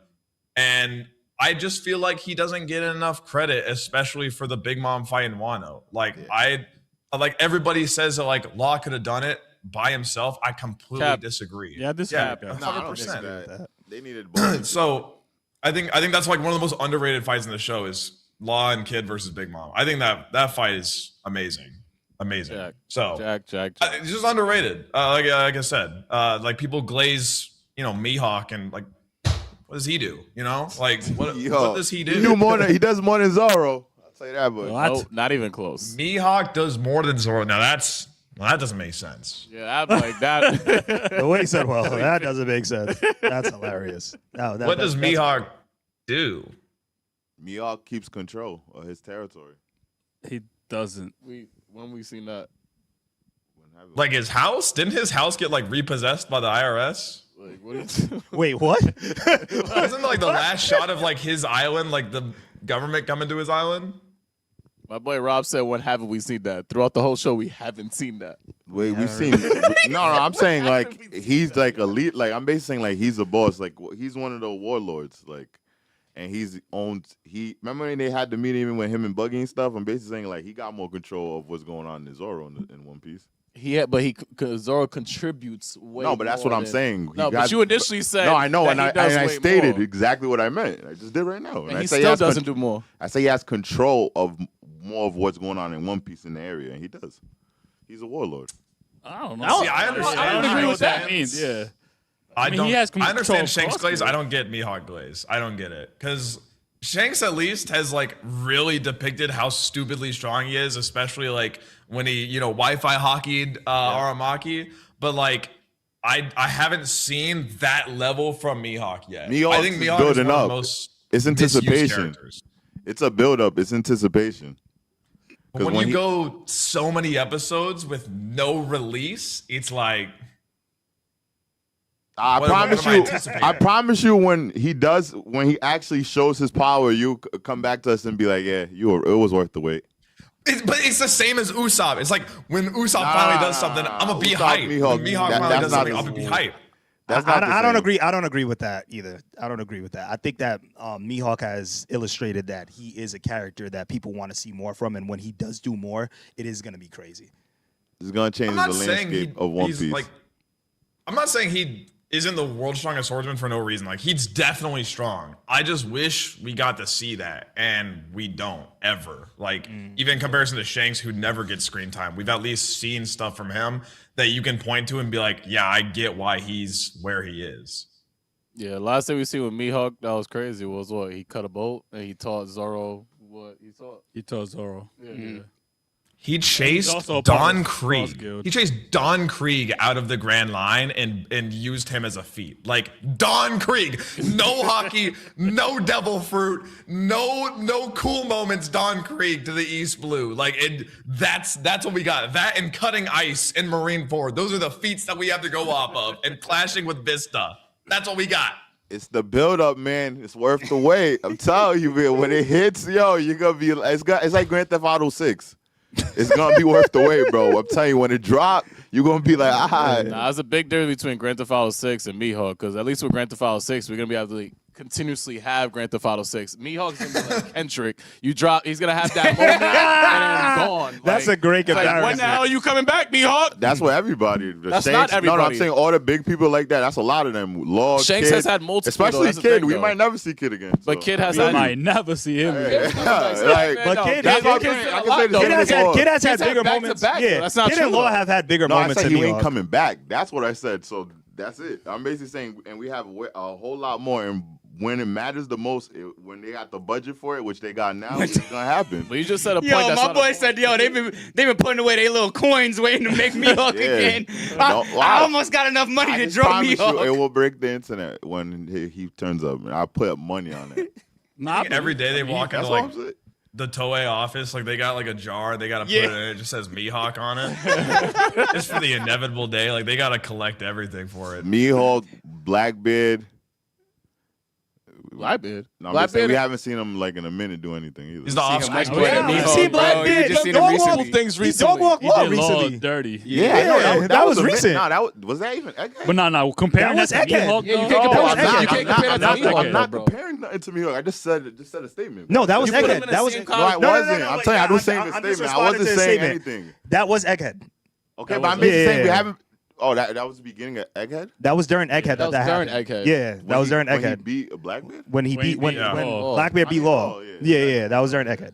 Yo, so there's really currently a little can that has a line at the top, and it says like once we pass this line, they can make Mihawk again. So let's hope they get them coins in there for Elbaf, yo. But I'll read a couple more of these super chats, and then we'll head back to super chats after that. But I'll run through a couple of these. We got Pound Who that for life, Chris. Donated and said, Evan, side-eye this, man. His Usopp hate and slander is nasty. Man, we had that conversation. We good, man. It's all good. Now, I understand where he coming from. He understand where I'm coming from. Usopp dance coming soon. Sman Kyle donated and said, what's your expectation that y'all all have for Elbaf? Is it going to be the best arc in One Piece? Has to, bro. Has to. I feel like they prepped us up with a lot of lore, and I think we're gonna get a lot of lore this arc right here. I agree with Pat. Yeah, I the thing is, like, I feel like Egghead was on such a ridiculous level. Like, going into Egghead, I would have never believed that every elder would have ended up there, you know? Like, so the levels of what to expect from Elbaf, we're in the final arc, or the final saga, so I feel like every arc is gonna like top the last. I don't know if that's unrealistic expectations, because Egghead blew me away, because like you guys said, that reminded me that the whole Beehive, like Blackbeard's Island incident happened in the Egghead arc. So even stuff that doesn't happen on Elbaf could happen during the arc that we get to see. And because like the show's at such levels now to where even what's going on around the world could be something crazy, like wherever Blackbeard decides to go next. True. All right. I won't let you say nothing because I feel like you know something and you doing that smile shit, and we ain't gonna do that with you. Wait, so are you the only one that reads the manga? Yeah. Oh, so none of you read the manga. You're the only. So you're like a prophet. Like, you know what's gonna happen. yeah, but I am behind a bit right now, but I am deep into Elbaf right now. I got you. But I'm still behind though. Mm-hmm. Gotcha. Okay, we got Bozo donated and said, yo, you guys gotta ask Jack the hockey question. Y'all see what he thought about that. We got Bozo donated and said, damn, it's been a while since I seen Jack. He looking like GT Vegeta with that mustache. GT Vegeta. Whoa, wait, hang on. GT, hang on. That's hilarious. Oh, wait. That's I hilarious. looked at him. That. Oh my gosh, that's hilarious. Vegeta, Wow. he got a mustache in GT. That's hilarious. Guys, I remember. this is as like thick as the mustache gets. It's all I got. I And all I can't can grow a think of- beard or nothing. All I could think of is when he shaved the mustache and nobody noticed it. And he kept saying, notice anything different. Now, Jack, you said you did. You watched Daima Super, but you didn't watch GT, right? No, never watched okay. GT. Okay. Did I've you watch only Dragon? heard bad things. Nah, it got some good moments though. Like That's some great villains too. Yeah, you could probably just watch those parts. Just watch those storylines. No, the thing is, I've never even watched Z because I That's what I played was through gonna Kakarot. ask. Yeah, But you know the story of Z because you played Kakarot. I know everything because it covers literally like every fight and everything. I'll watch it one day. It's just like not high on my priority because like the time I'm watching Z, I can watch other stuff I haven't seen before. So the crazy thing is people ask me to react to Z. I'm like, guys, I played the game. Like I know everything that happens. Like it's like, no, but like the animation, I'm like, I'll watch it one day, but like I don't know if I'd react to it. In the game, you watch the fights? Like, yeah, I mean, the fights have like cutscenes and cinematics and stuff. And like the fights are more interactive than like because you know how in Budokai it's the same storyline. The fights are more interactive because it's a role playing game. It's actually I believe it's created by Square Enix. I think Kakarot is created by Square Enix, but I don't know. I don't remember. Yeah. I don't know, but it's a role playing game, so the fights are more like you're moving around more, you're covering more ground. So yeah. I'm definitely missing some stuff from like not watching the show, but like I said, I'll watch it eventually. But I kind of want to watch OG Dragon Ball first because I still haven't even seen that. Gas. Yeah. I played the Kakarot DLC for that too, so I've seen like the tournament that happens. Yeah, that's what Damn, Kakarot I didn't get that. I didn't get that It's like far. the DLC though. Yeah, wow. The I got to the DLC for Android that is side. sick. It's a cool DLC because there's also no flying because like I think in that tournament like you're not allowed to fly. It's like hand-to-hand combat. So in that DLC they take away flying, so it's straight up like it's kind of like Storm where you're grounded in like an arena. It's a really fun DLC if you ever want to play it. That sounds cool. Yo, shout out to the chat though. The chat, everybody in the chat was rocking with my Mihawk take. You seen this? They just said another super chat about that too. I didn't see it yet. Okay. I'll read that It super chat real wasn't Square quick. Enix. By I'll the way. read that super chat. Alid Staro said, donated and said, Shanks and Mihawk are equal in terms of strength. So when you see Shanks fight, it's technically Mihawk fighting too. Wait, No, it's not. What does that mean? Yo. Because you're equal in strength, But it's the same thing. That that's doesn't even. perception. You're What? perceiving that, and two, you're basically saying that, yo, when you see Shanks do something, that's like Mihawk doing something.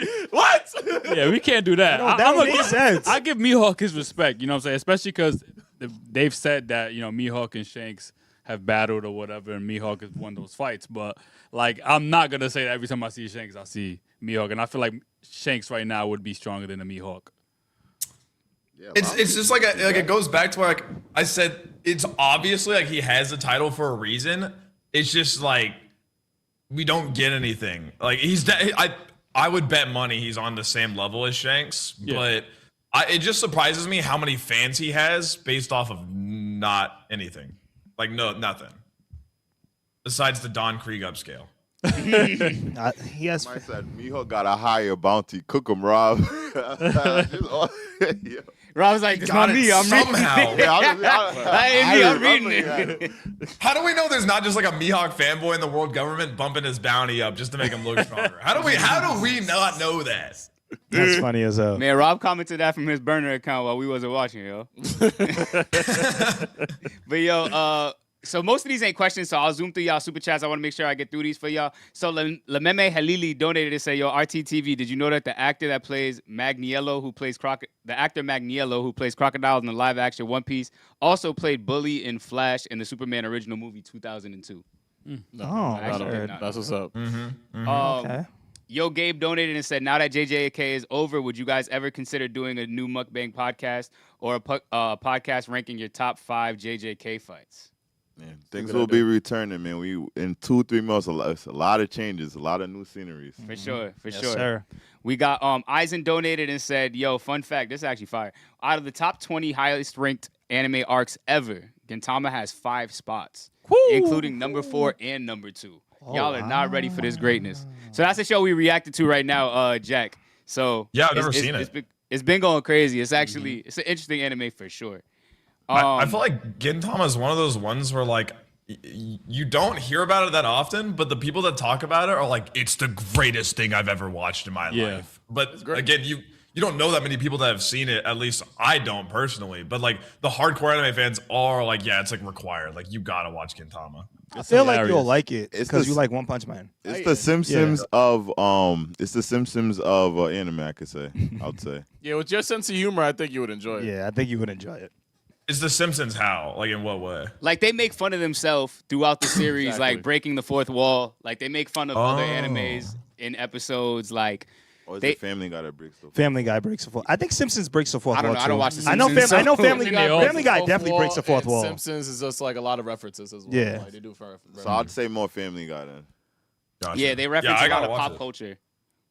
I'm watching, like, my to watch list is so long. I'm sure you guys are the same way. Like, it's I'm told to watch a show every day. I'm like, I'm already like balancing all these different shows and all these different anime.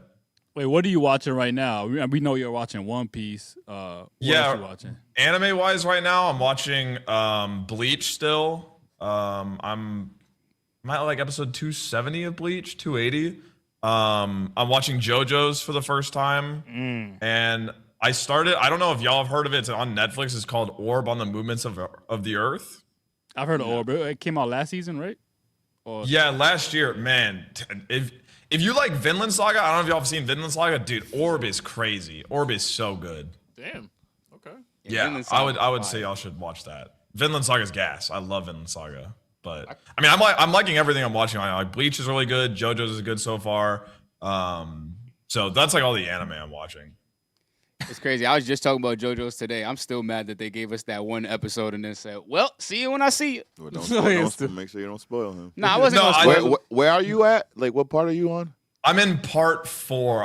I'm like a third of the way through part 4. I do know that they started like part 7. They like dropped like one episode and then yeah. haven't released anything else. Yeah, it was probably the greatest JoJo episode ever, though. To me. Really? I'm with It's you up on that. there for I'm with you sure. on that. Yeah. It definitely is. Like one of them. But What's your just favorite part release- so far? Part 3 for sure. I really wasn't a big fan of part 1 and 2, to be honest. I didn't hate them, but I watched through them and I was like, all right, like I think it's really starting to click in part 4, like all the history and everything that's built up, but I don't think I really started enjoying it till stands were introduced in part 3. Like, Yeah. I think stands really saved JoJo's for me and like makes it a lot more interesting. Part 3 was just a little too long. Like, it was so many episodes for no reason. I was saying if part 3 were like 12 episodes shorter, it would be like peak, probably. Part 3 was really long. I enjoyed it. I didn't think there was anything wrong with it, but it was really long now I think about it. Yeah, because I hated mean, the- there's so many episodes that they just spend on just like these random stands. They fight the car for a whole episode. I'm like, what are we doing? Like, there's 4 of you, just jump him, like just kill him. And for some reason they no, we gotta take him on one at a time to stretch out the run time. But it was still like a fun adventure. Like I still enjoyed it. But part 4, I'm enjoying the most so far by far. And, Okay. We got Eisen donated and said, JJK gets hate because the fan base overrates it crazy when the story isn't all that. It really just the animation. Cap. Wow. I won't get yeah. Wow. Bozo donated as well and said, Jack, do you agree with the people that say One Piece is the best written fiction of all time? Personally, probably. It's kind of hard though, because like I feel like I get asked this a lot. It's so hard to compare One Piece to like a smaller anime because One Piece has had so much time to cook in the oven. Like it gets so many arcs and characters that it's almost unfair to other shows and stuff. But it's definitely like top 3. I don't know what I would even remotely compare it to because it's its own odyssey. Like it's like the modern day odyssey. Like you can't even step to it because there's nothing that has as much content as it. I mean, except for like I don't know what's as long as One Piece. Detective Conan or something like that. Yeah, like a sitcom or something. Like, oh, we could start ranking like Family Guy arcs to One Piece arcs, but I think it is, but I don't think it's really fair to other stuff because it's so long. Yeah, and I feel like One Piece has been able to, for how long the story is, I feel like they'll get a true ending versus like, I really would love to put Hunter x Hunter up there with like some of my favorite animes, Yeah. but it just, Yeah. yeah. I feel the exact same way about Hunter x Hunter. I feel like it was really getting its stride. Like I think the Chimera Ant arc is one of the best arcs in fiction. Yeah. And the fact that Hunter x Hunter anime will probably never have an ending, like keeps it kind of out of my top 5 just because I need like closure on that. Even though it's really good, it's not my favorite for that reason. Yeah, and I just never enjoyed the Ganjing storyline and how they ended that for me. Like I'll never forgive Hunter x Hunter for how they did that. Like just everything with his dad? Yeah, like I'll never forgive them for like, yo, this man chased his dad for his whole life just to be like, well, I got shit to do, little like, That's literally what it was. Sorry, gotta go save the world. Yeah. That's me. Like, Yeah, the ending of Hunter x Hunter kind of feels like the beginning of the end, and you just never got that end, and it sucks. Yeah. That's true. Yeah. That's true. I still love it though. I would still say it's in my top. It is still really good. It's just I feel like I need an ending, and that's why I really hope that One Piece sticks to landing whenever it ends eventually. Yeah. That One Piece being the best written fiction is a fair argument because of how long it is. Like, so Yeah. I can't be mad at anybody if they believe that. Yeah. Well, Just says Harry Potter. Nah, I won't say that. But is it just because it's long though? Pause. Like, Nah, because like I think that because of how long it is and because of the lore that they built up and they continue to build up on the lore and make it better and better and better, that there's a fair argument to say that it is the best. Yeah, because that's it's what not it is, yeah. it's not just that it's just long. It's that as it progresses, it just keeps getting better. And a lot of things that are long, like even with animes, as it progresses, it tends to get worse. So it's really hard to do that, especially in fiction. well, would you And- like? I think Attack on Titan better. Yeah, I was gonna say 'cause Okay. I like I can still say a completed story is better than the long one. No, That's not fair. I hear that. Yeah. I feel you on that. yeah, like give me Thriller. It's 9 tracks, but you know what I'm saying? Just because you gave me 27, that don't mean If nothing. you're concise, Yeah, and delivers, you're and absolutely the quality's right. there, then a person I'm could just definitely saying. say that. I'm Yeah. just saying that they do have a compelling argument. Not that I agree. necessarily agree. I just think that I do see it's a fair argument. You know, Yeah, yeah. because it's really hard to make something. You've seen it with DC and Marvel where they have long storylines, but they're not consistent to what's going on. One Piece is consistent to what's going on. Yeah. It's really hard to do that in fiction. So Yeah, like I still feel like Hunter x Hunter, like Killer was one of my favorite characters of all the anime, and Meruem is a very well written villain for me. Like I loved his whole character arc. For sure. So yeah, I hope one day if it's gonna be good, they bring it back and finish that story for me. But Joel has told me, I don't know if you've thought about reading it, but Joel has told me that the manga was pretty dope, and Yeah, it like kind right of gets after into like where more the anime Kurapika. left off, that has probably some of the best stuff in Hunter x Hunter. I mean, the ending of the anime like cracked the whole world wide open. It would be like One Piece getting to the Grand Line, just ending. Yeah. And like we So didn't. I can see it. We got like no Kurapika for like a whole arc, which is one of the Yeah. best arcs. And then it's like, all right, bro. So what happened with Kurapika? Like Kurapika just comes in at the end with you're like at the end for like a second, and then it's like, all right, we out. Yeah. Yeah. So Yeah. I'd love to see that back. But Eisen donated as well. Again, it said Freeman has been we get this comment a lot, has been rated #1 globally for over 2 years, while JJK isn't top 30 on IMDb or MAL. What? You can't prefer fights /JJK, but you can prefer fights /JJK, but you can never disrespect Freeman. You know what's funny about Frieren though?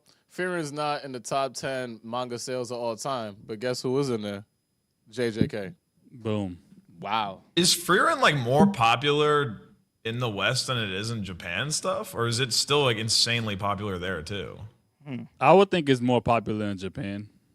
I think. But like in comparison to other stuff, because I feel like here people have Frieren in like their top 3 so consistently, but like in comparison, like the ratio of like popularity in Japan, like is it that popular for them, or is it like not as huge? Because I feel like Frieren's talked about so much in like this sphere.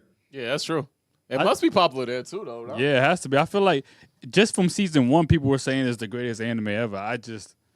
It was great. It was It's a great. 10 out of Yeah. 10 season, Yeah, but like you for gonna sure. tell me it's the best one ever, like off one season? That's asinine. I really like Yes. Frieren a lot that so far because every single episode is like it's kind of an own movie and own like mini arc. I think it's really good, and I agree it's a 10 out of 10 first season. I think eventually it could be like in like the GOAT talks, but I think it needs a lot of time. Like I said, that's why it's Yeah, kind I of unfair agree. for like One Piece because it could cook for a while, but I'm pretty sure the manga for Frieren's been on hiatus for a bit, so we might run into like a Hunter x Hunter situation with that. Yeah, I seen that too. Yeah, they said that Free Wing is more popular in Japan. It's more popular than JJK in Japan. Okay. Sometimes Really? doubling the viewerships of Jujutsu Kaisen. wow. That's crazy. I would not have would not have guessed that. I'm not gonna lie. Shout out to the elves. Shout out to the elves, yo. Ken Zella God donated and said, so what is y'all expectations for Kenjaku this next season, and how do you guys like his character? That's the trailer? No, that's basically Ghetto from JJK. Yeah. Wow. I mean, with him, I feel like his character brings a lot of like information that we need from JJK in terms of like the history, because he's a dude that's been around for a minute, like taking different people's bodies as hosts and stuff like that. Yeah. So like when he gets on the screen and he starts spitting about like, yo, I did this and that, and I plan on, that's when we're gonna get the most lore that we've been looking for from JJK, I feel like. Word. Why you giggling for? Just giggling. Did you read a manga or something? You're like, oh, word? You know, I finished it, yeah. Oh, yeah, you did, yep. What do you think about that, Jack? Kenjaku's kind of a weird one. People bring this up a lot. Like, what do you think he would have done if he hadn't just come across Geto's body just chilling in an alley? Like, did he have a backup plan for another host? Like, he got kind of lucky there, right? Like, was he just like watching, you know, what happened in Zero from the side, just like, there's gonna be any like corpses that I could just yoink after this? Like, did they just leave his body out?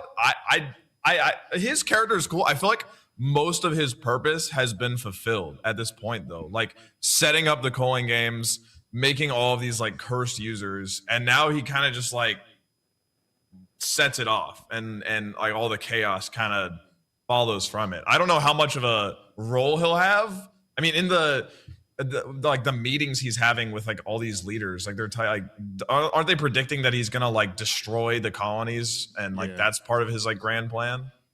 And that's the thing too. Like, what if he's a person that manipulated the situation so Ghetto ends up dead and he takes his corpse? Like, how far has his manipulation has been going? You feel me? Like, this dude's been around since Sakuna days. You know what I'm saying? So this is another situation. I can't even say that reference. Okay, but it's a person that's been plotting for a minute that is finally executing stuff. Okay. Yeah, I mean, we've seen that he wasn't he like the host before Ghetto was like Yuji's mom. So like he's obviously been like deeply involved for longer than it seems. So I never thought about it like that. That's true. He might have orchestrated the entire thing and planned on Ghetto for a while. And then we have another one here that says, Zarama donated and said, take away the animation. All right, I'll say the question, but we don't have to elaborate because I feel like we've had this conversation a little bit. Take away the animation. What does JJK, Demon Slayer, Solo Leveling have? All great, but their stories aren't as special. Dragon Ball Z has a much better story and action. I can say a lot, but I think I'm going to just condense my thoughts. I do like the Dragon Ball Z story, though. No, I mean, Dragon Ball Z stories. No, that's what I'm saying. Yeah. I might agree. I like it more. I do like it. That's Dragon Ball. Maybe it's because of nostalgia, but I like it more than those three. But then that's still denouncing all those stories, though. You know what I'm saying? Like, I get what you're saying. You're agreeing with the second portion of what they said. I'm basically saying when they said the Dragon Ball, I'm like, yo, bro, a lot of people like the Dragon Ball Z story, even though it's not a lot into it, but we still like it. But I wouldn't be like it's the best, but I like it. 100%. You know, I could still argue that there's a lot in the Dragon Ball Z because it's still mystery behind Goku and where he came. If you watch it from Dragon Ball, you're trying to figure out Goku where he came from because that's not elaborated in the Dragon Ball series. It's not. You don't find that out until Dragon Ball Z, right? And you don't find out more about his background, like his father, until later on too. You know, so I think the storyline fell off Majin Buu. Like I feel like that's where people could be like, yo.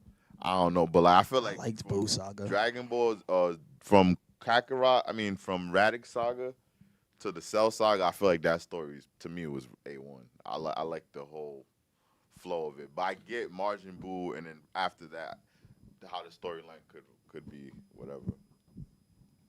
I can't really talk on my pros and cons of the Dragon Ball story since it came from the game, and every time I give my opinion on the story of Dragon Ball from a perspective of someone that just played the game, I get absolutely annihilated. Tell us though. I would want to hear that though. I definitely want to hear. But is this fair? I think my biggest problem with Dragon Ball is just the lack of weight to dying and the interesting ease of back.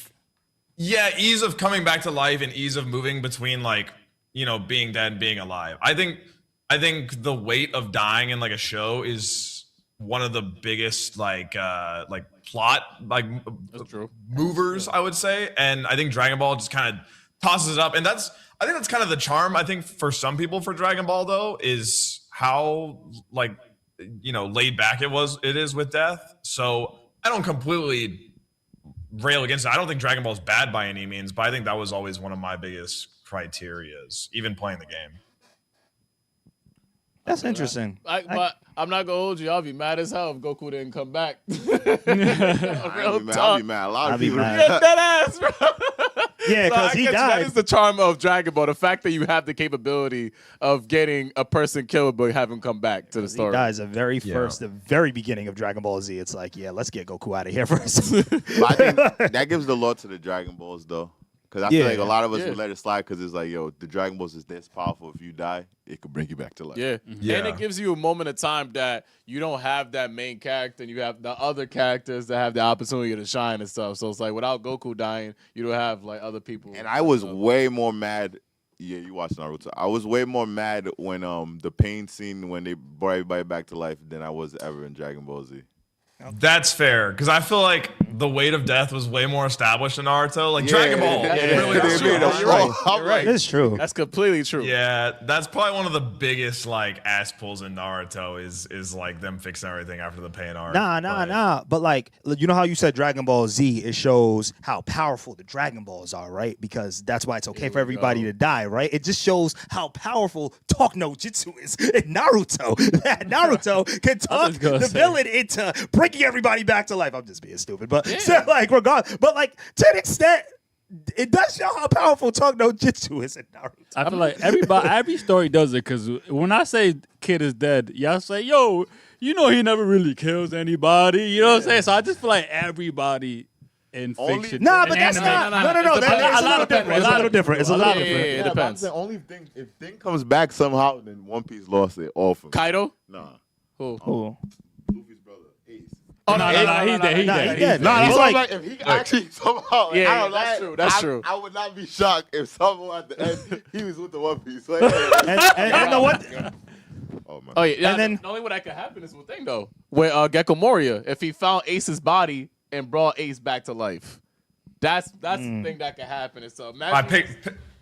Picture this for the end of One Piece. They find the One Piece and they're all celebrating, and you just hear, "Got room for one more," and everybody turns, and it's just Ace. I'd be eating. I'd actually be back about They that. do it like that. I might be hype. I ain't gonna lie. I was like, I'm right here. Like, yo. If it's like the final episode, it would be cool. But if it was like the beginning of the final arc and he's helping and stuff like that would be whack. Well, One Piece kind of leaves it up for interpretation. You either like, for example, with Big Mom and Kaido, we don't know if they're actually dead. But I think they're both 100% alive. 100%. Yeah. I'm with you on that too. And that's whack. I think like Zeus's existence alone is that like proves that Big Mom's still alive. Like I think if Big Mom had died, Zeus would have like vanished. If Kaido and Big Mom were alive, that would be whack, bro. We went through this whole time to take them two out, bro, and they still alive? You know because why? You want me to tell you why? We should have got a story for all of them before they were dead, bro. You want me to tell you why? I think it would be whack if they were dead just because like they didn't get like an ending to be like, all right, yeah, we know they're dead. Right now, it's like, yo, we don't know exactly what happened to them because it wasn't confirmed that they're dead. That's why I get what you're saying though, because you're basically saying that like they should have flushed out this story prior to them doing this. Yeah, like, and that's the only reason why I feel that they can't be dead because they didn't flush it out. And I feel like there's a lot of characters in One Piece that's gonna feel that way, right? Yeah, because we're approaching the final saga, and it's like, nah, this person can't be dead. This person can be. When the hell we gonna fit time to explain their story? But they didn't. Like, when are we gonna do it? Like with Kid, with Big Mom, they didn't actually straight up kill them. Like with Ace, they straight up bodied Ace, and we saw that in front of everybody. You know what I'm saying? With these characters, it's like we just don't know. And for all we know, I mean, if any other character got punched into a volcano, into lava, they would be gone. dead. Yeah, that's you know true. what I'm saying? That's true. Big Mom and Kaido should be dead, bro. Everybody in the chat just say, this topic just broke back the old Wells hating ass One Piece.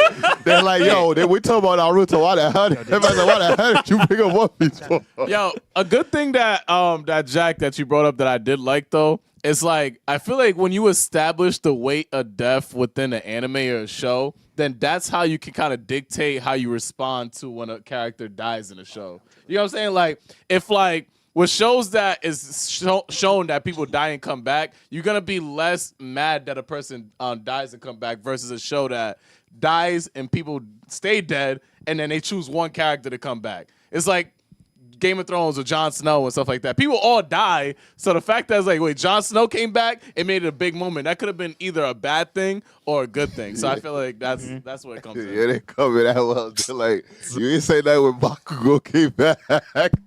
Yeah, I was gonna say something. one. That was one. That's with MJ when he likes MJ. Yeah, Bakugo is one of my favorite characters on anime, and that was one character. You feel me? And we seen what And it made sense. how they did it. A dude had to go in his heart, stitch it up. You know what I'm saying? Like, Bakugo is one of your favorite characters in anime. yeah, I like those kind of angry Vegeta type characters. Those are my favorites in anime. Yo, Jack, roast him. I know you got a roast in there. I just never liked Bakugo's character. I thought like the whole final season was cool. I just thought like his development was too sort of like abrupt. Like he literally told like Deku to kill himself like several times, I'm pretty sure. So the quick like change of like, no, I will fight with you and I'll be your rival was kind of like, it felt like kind of like forced to an extent. I don't know about that. If it was even abrupt, bro. Like, I got a question for you. Based off of that, how do you feel about Vegeta? Oh my. Okay, so I was about to say I don't think those. I do like Vegeta actually. I would say I like Vegeta more than Bakugo for sure. Because like, but that's because Vegeta I think will always be sort of a dick to Goku. But by the end of MHA, it felt like Bakugo was like a different person. Yeah, he was Deku. super nice. Nah, I don't know. I think he just he finally got respect for Deku. Because I always say this, right? That I think that Bakugo is just like he mirrors what Vegeta is. Like he's the closest out of all the Vegeta based characters, he's the closest to Vegeta, right? And I think to your point, to what he said to what he's said to Deku, right? He's a kid growing up. He's just maturing as a child. Whereas Vegeta, he did terrible things. You know what I'm saying? And he came back to a point where everybody rocked with him after he did extremely terrible things, worse things that Bakugo has said to Deku, which is why it's like I don't necessarily see the hate with Bakugo in that regard, because I could see where somebody's a douchebag as a child and then they just mature and they get better to where like that makes more sense. It's hard to put it like this. It's harder to get redeemed for the things that Vegeta did than Bakugo. Yeah, and that's why I think that makes more sense. And I'm not gonna hold you, Jack. I think I like your Gecko Moria take more than that Bakugo take. Yeah. I can't front because I'm thinking about it too. I feel like that was one of the biggest storylines that they progressed throughout My Hero Academia to show how Bakugo progressively notices what Deku does, what he sacrifices, and how he got to the point of him even. It took 9 seasons? Yeah, 8 seasons? Yeah. That's a long time for like for a kid to finally fight side by side beside a person that he had animosity with. So like, I'm not gonna hold you out of all things. I think they didn't rush that because it took 4 or 5 seasons for Bakugo to even like really remotely look at Deku like I can rock with you. Yeah, that's fair. That's why his moment hit. No, I think I'm just like not as inclined to like the edgier characters too. Like I never like was the biggest fan of Sasuke and Naruto. Like I thought the brooding was kind of annoying. Like that's why I think so far in JoJo's, I don't know how it changes or anything, but like Jotaro's been my least favorite because he just like broods and kind of complains. And I think like that character archetype is just like I'm not as like apt to liking, you know what I mean? So maybe I just had like a predisposed dislike towards Bakugo. Zoro's in that too, right? No, Zoro's not. Then I don't make no sense. They all have like similar to him. No, they're not that kind of. They're not the same. They're not the same. I feel like see why you said there's some similarities. Sasuke and Zoro low-key the same. Nah, there's a difference Sasuke between. I mean, Bakugo and Vegeta. Yeah, Nah, you gotta they go, think about the relationship Alright, between Luffy. Bakugo. Think about the Luffy and Zoro relationship. It's nothing compared to like Bakugo No. and Deku, Yeah. Vegeta, Goku and Goku. Vegeta, Like yeah. Zoro it's not the doesn't same. talk like that to Luffy. He Yeah, it's respects him not. and never disrespects him. He never And like, talks and if about he does talk crazy to him, it's constructive criticism. He's like, "Yo, Yeah. do better. Like, what's wrong with you? You know what I'm saying?" They're similar in the Zoro- secondary OP character. Yeah. You know what I'm saying? Yeah. They're similar in that. But like the people don't talk to them. Now they're standoffish. They do. I could pay you similarities. You're right what y'all saying, but they do have similarities to No, they do. Zoro I too. can, yeah. That's I what I feel was you. trying I to feel you. say. So I was asking him if that's considered in it. So if Zoro's not, what about? I know you watch Bleach. Do you feel like any character in Bleach is like that? You're probably talking about Ishida. Well, I feel like really quick on Zoro. I feel like Zoro's standoffness is like conflated with being like complaining and whatnot, but his like role on the crew is just to be the rock and to be the one that like doesn't get emotional and always has his head on straight. And I think that's different than brooding and complaining about stuff. So I think that's the archetype I don't like. I'm fine if Nah, a he do character's complain quiet though. and We stuff. can't lie. He do complain on the ship when people be acting up. He does complain on But people. I don't know if Is that's that his It's only Don't Sanji. stop. It's only Sanji. But that's what I mean though. Like they're mad serious. So like you know what I'm saying. Even Sasuke, they would like he would be like if you're doing dumb stuff, he'd be like, yo, stop acting stupid. Yeah, it's mainly that's mainly his dynamic with Sanji.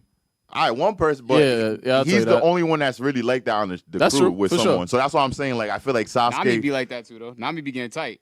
Holding people accountable. Yeah, Nami holds people accountable just as much as Zoro. I Just said, like in the beginning, I feel you, but recently, nah, she She's don't not. be like that. She's not number like two no that. more. Yeah, but there's a difference. Damn between- right. I didn't say she ain't number two. She said hold people accountable. She's way more like jolly. I always said she changed. To me, she Yeah, changed but a lot. like in their regard, there's a difference between like the brooding type and No, I know. I'm holding just people saying accountable. a little similar. Like that's what I mean. He'll Yeah. hold someone accountable. Where I feel like Sasuke would like, yo, you're not like. I feel like there is just certain thing. Not everything's the same, but I'm saying they have that. There's similarities. That Yeah. similarity. Oh yeah, by the way, Jack, I don't know if you know, but Rob believes that Nami is the number 2 of the pirate crew, the Straw Hat Pirates. He agrees. When did he say that? The number 2? Yeah. So you know how like typically like the logical world knows that Zoro Zoro's is number like two? the number 2 co-captain. Oh, it's not. He is. There's actually a thing online where people say. I know. she's I put them number in a two. non-logical I'm- world. So you, I I'm put in them in that the illogical world. I'm So in you that agree? ecosystem. I'm not No, by and I myself think that on an ecosystem island. Yeah, like the is eco, delusional. like So- the flat earthers. Yeah. You wanna- So I have no problem with flat earthers or Earth. You believe whatever you want, bro. So Jack, you agree that Zoro's number two? No, Zoro's number 2 for 1,000,000%. It's not even close. It's not even close. Like Nami was like part of the OG crew, but Zoro, like I said, is the Rock and is the co-captain. Like he always will be. Yeah, I really wish one day, that Luffy could just go down for something and we could just see him lead. Like I would love to see that day, bro. Like I would love to see it because it's not gonna be what people think. I think Like see Zoro lead. Yeah. Like if he's number 2, you get me? Like Luffy go down for something and he gotta like be number 1. He held it. He held It's it like down. vice After Luffy president. went down, he gave you nothing happened, bro. Yeah. He held it down. No, took his pain. that's a like, fight. I'm talking about like Luffy's gone for like 3 weeks. Like, and yo, with the crew. Well, I know you're laughing. Nah, He's vice Zoro- president. Zoro- You wouldn't want to see that too? I I'm would pretty sure too. all y'all would want to No. Zoro would hold it down. I because didn't say- Zoro's but I never Zoro said he is the one. wouldn't. Zoro I is the one that holds everyone accountable, especially in that Usopp situation when he left the Straw Hats and he was like, "Nah, Luffy, we're not doing that. Like, yo, Yep. he gotta apologize. Like, we're not just gonna let him back on the crew." I didn't Like, say how he was gonna act at all. said you All want I to see said it. is yo, I you want want to see it. Like, I Yeah, think so I'm it's saying gonna you could. be- I'm not saying you're wrong. I'm just saying I just want to see because if he's number 2, I want to see him be the president's down and the vice president come step up and we see how you run it. That's it. I feel that. See, I'd say Zoro's the co-captain, but I'm in the opposite boat. I think if they were left to their own devices for 3 weeks, like they would go nowhere. Like I don't think he would be. I think the Straw Hats without Luffy are nothing. Like they wouldn't. I don't How think good he is your would number be 2 then? okay to replace because you can't Rolls replace and rolls. Luffy and you can't replace the captain. It's the same thing as like why when Roger got sick, they didn't try to stay together. Everybody just left. Like all the Roger pirates just dipped because like the crew is nothing without the captain. So even if you're a number 2, it's not like after Marineford, Marco led everybody. They all just left because there's no crew left. You have to have the heart of the crew in the captain. It's required. Like basketball. They're not replaceable. But Yeah, this, like, You can't put a like shooting guard as a point. people chose I to just- follow Luffy. They didn't choose to follow Zoro, and No, I know, Zoro but chose. You know what I'm But saying? you're speaking on a assumed- temporary. Based on what you're saying, you're speaking on like temporarily, like Luffy's gone for a couple weeks, because that's how you presented it to us, right? know. Yeah, that's what I'm saying. Like, He would have to step up and be number 2. That's what number 2's for. But I Not think, like, yo, always, if he's bro. gone, Then if it's a that's weird to me, temporary, then. if it's temporary, like, I think Zoro can hold it down. I don't think the Straw Hats will fall apart in that rolls short out period rolls, of time. though. That's what I'm trying to say. Yeah. though. Yeah, You like know he what I'm couldn't saying? be. He couldn't step into the captain of the crew role. Like I think Zoro will Yeah, always I be who Zoro is. He's No, number but that's two. not what I'm. That's I not get what what I'm you're saying. saying. I get what you're saying. Intimate leader. Because at that point, then everyone should be numbered. You get what I'm saying? Because the two don't really meet. Like to me, I assume until y'all just said it, I assume if number 2 means if the captain ain't here or nobody's around, you take the lead. That's what I assume it was. But y'all saying that's not. So I mean, everybody might as well have a number at that point. Yeah. 'Cause you know what I'm saying? Just what you're the strongest. But that's like, I feel like that's a dynamic with, like, if we look at all the all the different pirate crews and stuff like that, more times than not, there's number 2 are not gonna be able to fill in that spot. But, You know what I'm I'm saying? not talking about. But that's why Jerry went back to the statement. I said for Yeah. 2-3 weeks. He said like when the crew they're done. Yeah, and but I'm not saying. Jack, I love you, but I don't think that's true either. Though. Like, I think Zoro could be able to hold it down within a certain time frame. And I'll say, all right, Certain you know what? time frame, though. I'll put it like this. I think Zoro being successful within whatever time frame that he's in is contingent on what situation he's put in. Yeah, but That's what I'll say. Within a certain time frame, yeah, but like, I think what Jack is saying is if Luffy was just gone for good, and I agree with that. then the Straw Hats would be broken. And I do, based on what he said and the examples that he used, I do agree with that. Because Yeah, it we haven't depends. seen that with any other pirate group. Yeah, within One Exactly. Piece. That's what I'm saying. Like, it's tough to even like put that in a hypothetical. And like put it this way, Yeah. if we're talking about like things falling apart, like I don't think things would completely fall apart in 3 weeks because Luffy wasn't there. Yeah, I don't think so Jinbei, I think people would play different roles. Like, Exactly. I think that's It'll all that would shift. happen. You know what I'm Yeah. saying? Like we still have our navigator Nami. The only issue we would really have is obviously we know big fight comes, we're gonna need Luffy eventually. You know what I'm saying? Like if in that 3 weeks we encounter Kaido, we might as well go to sleep. Like you know what I'm saying? It's over. This chat, this is the first time the chat never is rocking with me. Everyone in the chat is saying, yo, they do not think 3 weeks or whatever Zoro could lead. People are like, he got no substance, he can't and it's not me hating. They literally go there on Zoro in the chat. Oh man, People can feel that way, I don't but agree with The more I think about it, the more I'm like, damn, if someone took control, it'd probably be Jinbei. I'm not gonna lie. Yeah, I like feel he'd you. probably be like the substitute teacher that like keeps everybody in line. that's true. That's definitely true. And he has already heavy experience and stuff like that, being with Leading Fisher his Tiger. own crew. Yeah. Oh Yeah. yeah. Yeah. He was also a captain in his own crew. Yeah, that's true. So yeah, that makes sense. Well, we about to get some more super chats. We got a couple more super chats, and then we could get into some other questions. It says, yo, honestly, bro, I ain't gonna lie to y'all, bro. A couple of y'all really paying to hate on Ooh right now. Y'all getting me tight. I swear to God. All right, yo. I'm gonna say this one first. Arnav Michaela donated and said, can you all, except Joel, make random ass predictions and speculations about what you think is going to happen in Elbaf? I'll do mine quick. Usopp getting Conqueror's Hockey. I already said mine earlier. I think that it's not a huge prediction, but I think that Kid is in He's Elbaf. dead. He's freaking dead. Yo, relax. Yo, take a I pause. hope kids in Elbaf. That'd be cool. That'd be cool. Dead. My prediction is Mihawk is gonna fight Shanks and whoop his ass, and then Zoro's gonna try to fight him. My prediction is we're finally gonna see Rocks, my boy Captain Rocks, pop up. We've been getting too much of this lore of how he had all the illest people under him and stuff. So I think finally we're gonna get the reveal of Rocks or some lore behind him. Maybe I'm just gonna roll with Gecko Moria. If Rocks is dead, Gecko Moria bring his dumb ass back to life. I sure hope so. Rocks. I like the Mihawk prediction because I mean if there's any point from the command like we know Shanks is at least like bare minimum near because like he was seen on Elbaf. If I had one thing, I feel like I don't think Blackbeard's gonna pull up. I think Blackbeard is still kind of like being saved for whatever comes after Elbaf, like the final. So I don't think he's gonna pull up. Trying to go out on like a crazy limb here.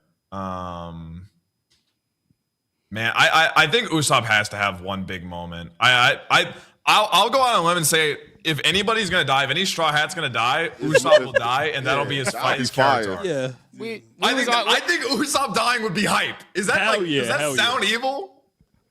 That sounds very logical. You know what's crazy? A lot of the Conqueror's Haki conversation has kind of went around that, where like once Usopp gets what he wants to get done, I think that his character arc could end in death. And it will be one of the saddest. Well, I mean, a lot of people don't die, but it'll be the saddest death in One Piece that we'll ever see. Nah, bro. Let's just bring him back. Nah, he's staying dead. I hope so. But I think that if it's gonna be the end of the story, like this guy who joined this group of devil fruit, like devil fruit users. One guy got 3 swords, one coming from fate itself, one like Sanji, this whole family arc where his family's this and that, like. All these things, like, and these people get to Robin coming with the Poneglyphs, one of the most OP devil fruits, Luffy leveling up for every single arc straight, Usopp just in the back, like, please let me get stronger, please. And in the end, makes an absolutely large feat, becomes that warrior that he always said he was going to be, and after saving somebody in his crew dies, I'm cool with that.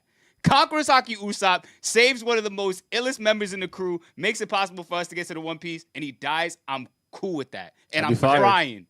I gotta ask, why do you co-sign like Conqueror's Haki with like Usopp's end mission? Like, why is that so tied to him being like a brave warrior?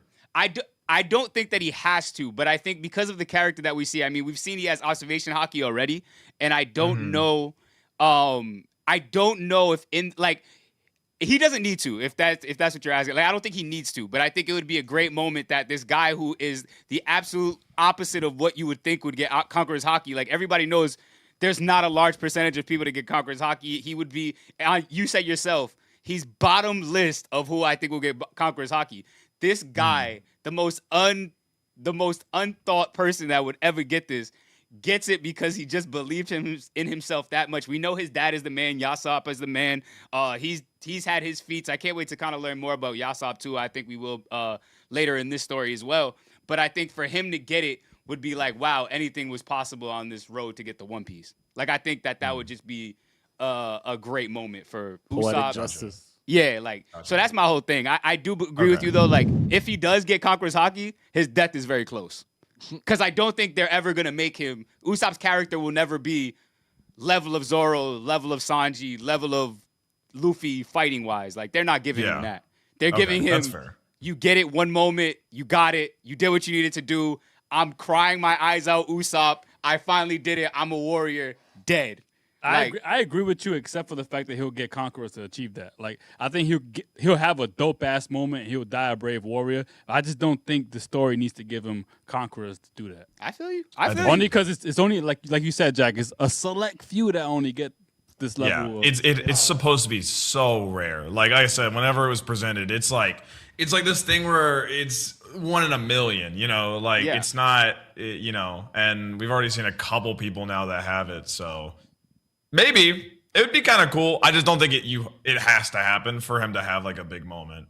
I agree. Makes sense. I agree, but like everything that the Straw Hats are doing is kind of 1 in a million. You know what I'm saying? Like, our actual journey to get this One Piece is this never done before. Do this whole thing. It's been hidden one time. We're chasing this legendary Gold D Roger thing. Like, I feel like their whole mission is kind of 1 in a million. So like for something like that to happen for me is like, I wouldn't say it's off the table. Yeah, that's fair. Like, he's almost like destined for it. Like, and I think that that was how they would kind of pitch it. Like, he got it. Like, obvious. Like, everybody else. Like, if Zoro got it, we wouldn't be surprised. If Sanji got it, like, we're not gonna be surprised. But if this guy, who, oh my God, he's just not supposed to, and he got it to get us to this One Piece or help us achieve our mission, I think that would be a great moment for him and the story. That's fair. That's fair. All right, the next one we got is Who Dat for Life. Chris donated and said, oh my God, the Usopp isn't a fighter stuff. Listen, he's a zoner, not a hand-to-hander. He's Steph Curry. Don't expect him to be Jalen Brunson long range. Not to rack. He's gotta get on the court in the first place. Oh my God. He's not out. He's definitely on the court, yo. He's Bronny James. Wow. Dude. Oh, hey, that's a shooter. But he's not. He's just like Bronny James. You a hater, yo. You a hater, yo. Yo, that's actually crazy. That's a crazy line for Usopp. I ain't gonna lie. Right now in Elbaf, he's on the court. He's here, bro. He's on the court. We only got the OG Straw Hats currently in Elbaf. He's got the water for the rest of the crew. He's on the court. No, he's on the court, but it's just that it's He's like spinning what are the the sign. It's like his presence on the court is like Luffy. The captain still got to tell him like, yo, bro, what you doing? Like, you got the rock in your hand. Take the shot, Bro. Yeah. He needs a headband. This next, this next super chat, this is crazy, bro. G7 Racer donated and said, last time Usopp had a moment, aka God Usopp, Obama was still in office. Oh my God, K.O. I'm sorry, Dressrosa. I'm not. Yeah, that was. Thank you. That was a That while hurts. ago. That was a minute ago. That was a It minute was ago. a minute ago. But Bozo donated and said, Evan sitting there believing in Usopp while everybody laughed at him, reminded me of Luffy when he was at Bellamy's bar. You just have to ignore them. Oh my God! See, dude, this is like the worst thing about Usopp fans. They victimize themselves so hard. They're like, oh, the world's against us. Just wait for the day that I'm above 4'2" and actually can stand a chance in this fight. Like, I'll show all of you. Like, yeah, man, we're waiting too, dog. Chillax.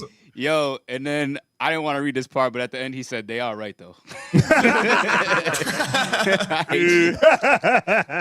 That's funny as hell.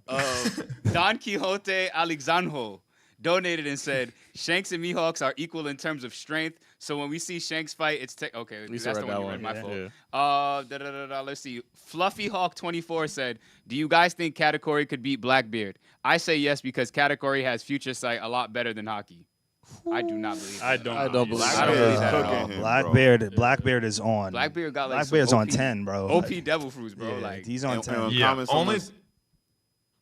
only thing Blackbeard's held back by is like the writing. Like just Devil Fruit wise, he's probably like the most broken character in the show. Like not even just Whitebeard's fruit, but like the Dark Fruit alone is so ridiculous that I don't think most people step to him already. I feel that. And someone said that when we were talking about when I was like, what's the last time Blackbeard had some a feat? And they were like, y'all said when he got Luffy, and they're like, that's not a feat. He jumped him. Wait, Luffy? No, he's I talking mean, about Law. Yeah. I mean, That's still a feat. Jump you, man. That's still a feat, yeah. That's still his crew on dub. crew. Yeah, it's crew on crew, bro. You talking about ain't no jump. It's Get just your that crew together. Yeah, they didn't jump him. that's It's just Law. that Law's crew is trash. That's Law. Get your crew together. Law is his crew. Nah, if I Like, beat your crew, It's then Law and the rest of Beppo. my boys Whoa, what beat about you, Beppo? you get jumped. wait, what happened, man? He loves Beppo. Well, no, Beppo, Law's crew is pretty cheeks, but Beppo kind of hard carries too. Like Beppo's the only reason they even stood a chance because like whenever he got the Rumble Ball, like he was like slamming Van Auger, he was slamming everybody. Nah, that's true. Beppo's like Mo Williams to LeBron on the Cavs. That's what Beppo is. Nah, it's funny though because even when it comes to like Kid Pirates too, I feel like Killer is like a savage, Yeah. but like the rest of his team is kind of ass though. That's one of my biggest critiques of Kid's crew is everybody's kind of bunts except him and Killer. But Killer is hard though, so like it kind of compensates. Like I mean, to me, I love polar bears and all and stuff like that, man. Shout out to Coca-Cola, but like I love Killer way more than Beppo. Yeah, that's a fact. Yo, that just made me think of that joke on Funny AF, man. When you talk about polar bears. Why polar bears the most killer bears in the world? They gotta call them polar bears. But a black bear, he's mad chill. They call him black bear. Why? That dying, son. Killer also had one of the most like underrated fights in Wano whenever he fought Hawkins. That fight was crazy, and I feel like people just like forgot it even happened. Even the first clash that he had with Zoro before we even knew that was Killer. Yeah. Like that was epic. I mean, yo, man, Wano is Zoro's arc, low key, man. Yeah. Low key. I'll do about 3 more of these, and then we can get back to them after. We got a bunch of y'all here. We'll definitely get to all these for y'all. We got Eisen said Freerin is extremely popular in Japan. It actually won all the anime awards, all of the year awards when it came out in Japan. Shout out to Freerin, Joel. You can never hate. Ranger 2X donated and said, I hate y'all, son. Usopp's greatest feat is shooting in an animate object that can't even defend itself in Any's lobby. No hate, Evan. I hate you. Fluffy Hawk donated and said Blackbeard versus Katakuri. The reason I say Cat is because Blackbeard has to grab him, and Cat has future sight, amazing hockey, and all Blackbeard does is jump people. But Future Sight is like for what, 3 seconds or something like that? It's not gonna work the way he It's thinks it's gonna different for work. everybody. Oh, okay. Yeah. I think somebody like Shanks could see way further into the future than somebody like Katakuri, yeah. That's Yeah. like Katakuri is like, it's like I feel like if Luffy's able to beat him, then I have to give like Blackbeard like, I don't know, the edge, because I think Blackbeard is more experienced with, I don't know. I kind of want to say that. Yeah, nah. I think I'm more scared of Blackbeard than I am Luffy right now. Yeah, absolutely. I'm a pretty big Katakuri glazer, and I would say Blackbeard still wins. Like you said, like the levels of observation hockey, like seeing that far ahead, like Shanks shows like how far. Katakuri was scary because it was the first time you saw someone with such advance that he could see moves in advance. But I think it's like gotten power crept at this point. At least like in terms of Blackbeard, like Blackbeard is power creep with like 2 devil fruits. Yeah, for sure. And before we get out of here, we did not get to speak about a series that a lot of people would get mad. And you actually, I think you said you watched the first arc in it and you consider it one of the best first arcs. I'm talking about one of the big 3s that we haven't gotten to, Bleach. So Jack, how do you feel about, how far did you get in Bleach actually? I'm on like episode like 280. Basically like all the, y'all care about like any spoilers in Bleach? So like what I'm talking We're about? ahead. We're all Okay. caught up. We're all Okay. caught up on that. Basically, I just like watched the last Espada fall. So like it's just like Aizen, Ichimaru, and Tosin left. Like in the town. Yep. Like all the captains fighting them. So the last Espada just fell. I like it a lot so far. It was the best, like people said it wasn't the first arc, like the Soul Society arc. It was the best first arc I've seen in any anime. Oh yeah. I will say I don't even know what this arc is called that I'm watching. Does it have like a name? Like Waco Mundo. Yeah, Waco Mundo.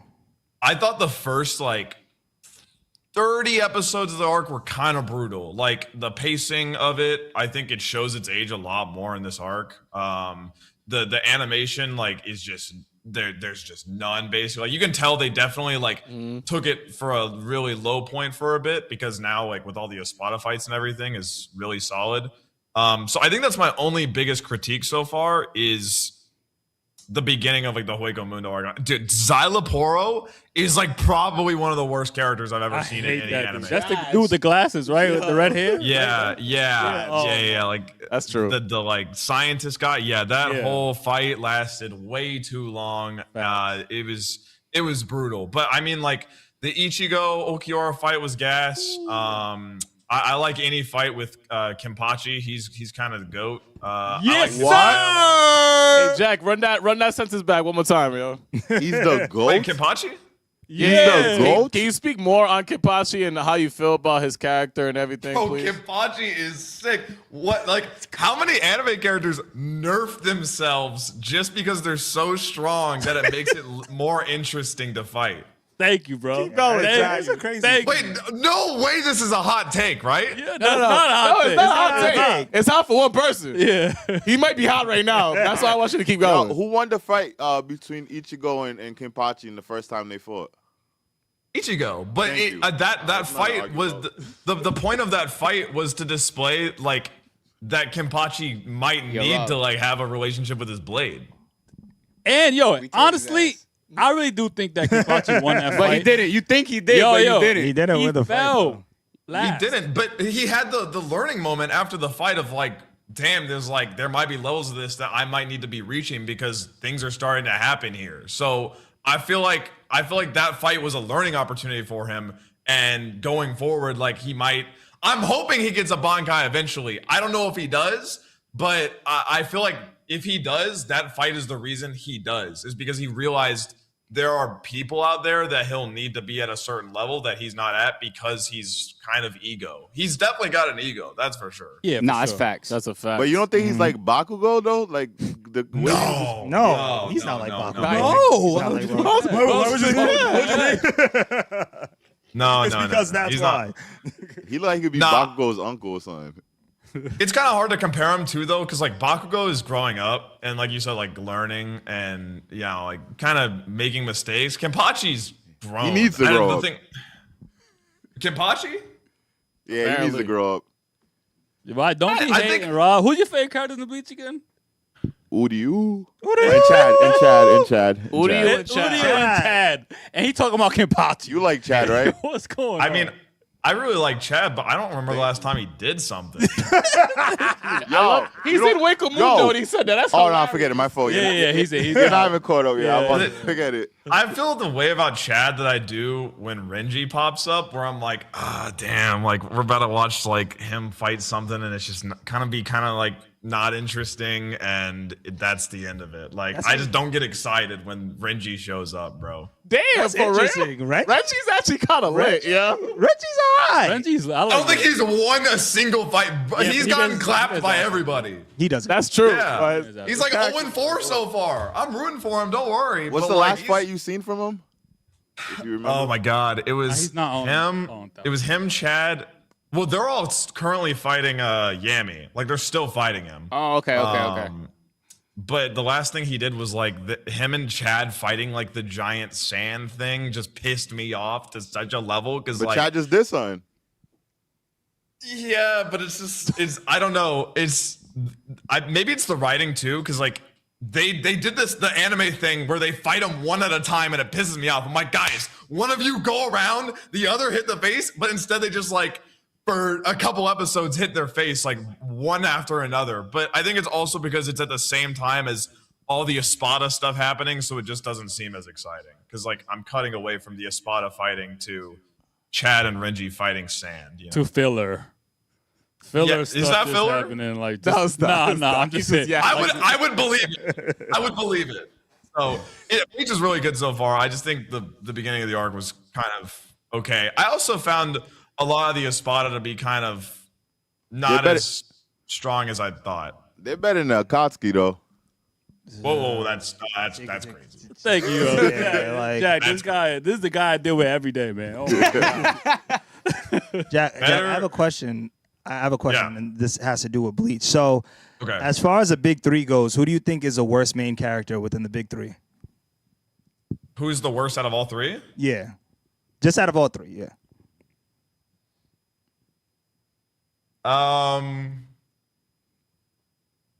Probably Naruto. But hang on, but because I think one of the things that surprised me the most, I love Naruto. Don't get me wrong, it's in my top 3, probably like anime wise. The thing that surprised me most about Bleach was how much I liked Ichigo from the jump, because Ichigo is a very regular person and not like over the top stupid, over the top like pervy. Like there's so much about Ichigo that I was like, damn, I like this guy a lot already. Like, and it didn't take that much time. I think Luffy, it's kind of hard to compare, but I would say probably Naruto. Like I love Naruto, don't get me wrong, but compared to Ichigo and Luffy, he's probably the weakest. Yeah, very interesting. Because I asked this question because I got a lot of scrutiny because I made a post on IG saying that Ichigo is the worst main character within the big three. Not taking away from the fact, because everybody's gonna create their own narrative for what I'm going to say, but that's not taken away from the fact of Ichigo as a main character, because I do like him as a main character. But my argument was, compared to Naruto and Luffy, there's not much that I have to look forward to with Ichigo as far as the story. Like, there's not much mystery that I have to look forward to with Ichigo in regards to his story outside of fighting in Great Aura. You know what I'm saying? And, and I'm not saying that Ichigo's a bad main character. I still like Ichigo as a main character. But I just think that in Naruto, they present us a mystery. In Naruto and in One Piece, with those main characters, they present us a mystery with both of those characters in the very beginning of the anime that you're compelled to find out. Granted, there is some mystery. have the mystery with them. No, there is some. No, I'm talking going to about say the level of mystery. Yeah, the level of mystery. All I right. think that there is mystery that they do present with Ichigo, but it's not like in the beginning to where it's like, yo, that sells me on him being a better main character than Naruto and Luffy. That's not to say Ichigo is still a great main character and he's still a dope character in anime. I'm not saying he's the worst main character in anime, because you have people like Takamichi that exist, obviously, and a different bad. Yeah. So it's basically how you boy's going grade straight. your main character. So like you put Mystique higher than personality then. Yeah, in regard to those, in those like dreams and wishes. Yeah, like in regards to those, like within the big three, amongst those three, you know what I'm saying? Because I still like Ichigo as a main character. Mm-hmm. I still think he's a dope main character. I'm not saying that he's trash. I just think that he's my least favorite of the big three just based off of that. And he's the flyest one. Yeah, He is the flyest, and he's the flyest one. I'd rather Yeah, chill yeah, he's the flyest Ichigo one. before like Naruto and Luffy. I kick it with Luffy. Maybe not I'm Luffy. kicking it with Luffy. Yeah, I'm we'll kicking it chill, with man, Luffy. because we'll have some good ass He meals. just don't never get. He just be happy, bro. My boy Yeah. Luffy, we gonna eat good. We gonna drink good. But We gonna Ichigo is chill. chilling, yo. Ichigo really is a chill ass dude, bro. And if anything happens, yo, they could bring out 19 bazookas. If I'm his friend and I'm about to die, good. And my that's boy, a fact. My boy will And turn that's fair. Espada times 1600. He'll figure it out, bro. He'll do something crazy. And- He'll be like, I need a new power up. And yo. that's fair because Ichigo is the strongest of the big three. Yes, like, he is. He's blacking on Naruto and Luffy. Him calling the ambulance for the guys he was about to beat up to help Chad was like probably one of the coldest moments I've ever seen in anime. Like, him saying like, hey, you guys better get ready because this is not gonna be pretty. But I feel like he's the most relatable out of all three of them because like even Luffy, I love Luffy, but like even some things he does makes me roll my eyes sometimes. Like the whole him running, like him sprinting into Innie's lobby as soon as I got to Innie's lobby. Like I was kind of mad. I'm like, dude, there's no way you messed this up. Like, come on. So I think how normal Ichigo is in comparison, like I said, surprised me because I was not used to that in Shonen whatsoever. I'm so used to Shonen protagonists being stupid, rash decision making, and Ichigo doesn't really do that. At least so far. That's fair. I agree. True. I agree with That's a that. good explanation. Good job, Jack. And as far as you gotten in Bleach, how would you rate that series out of 10?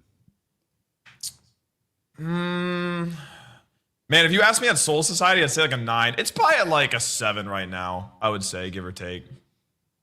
So I think there's a lot of stuff that could have been done better, but I'm kind of waiting for the end of this arc because it's been building up for so long. Like all this stuff with Aizen, it feels like it's been years since they invaded Hueco Mundo. Because I mean, it goes from Hueco Mundo to them fighting all the fights in Hueco Mundo to the fights in the town. It hasn't stopped since that arc started. So I'm kind of, it's like at a sort of boiling point, and I think Aizen's about to finally start doing something. So I'm kind of hyped to see that. Bet. Hopefully. Appreciate that. And the last question we got that we didn't get into was, what do you prefer watching your anime in, sub or dub? Sub 100 times over. I don't blame anybody for watching dub.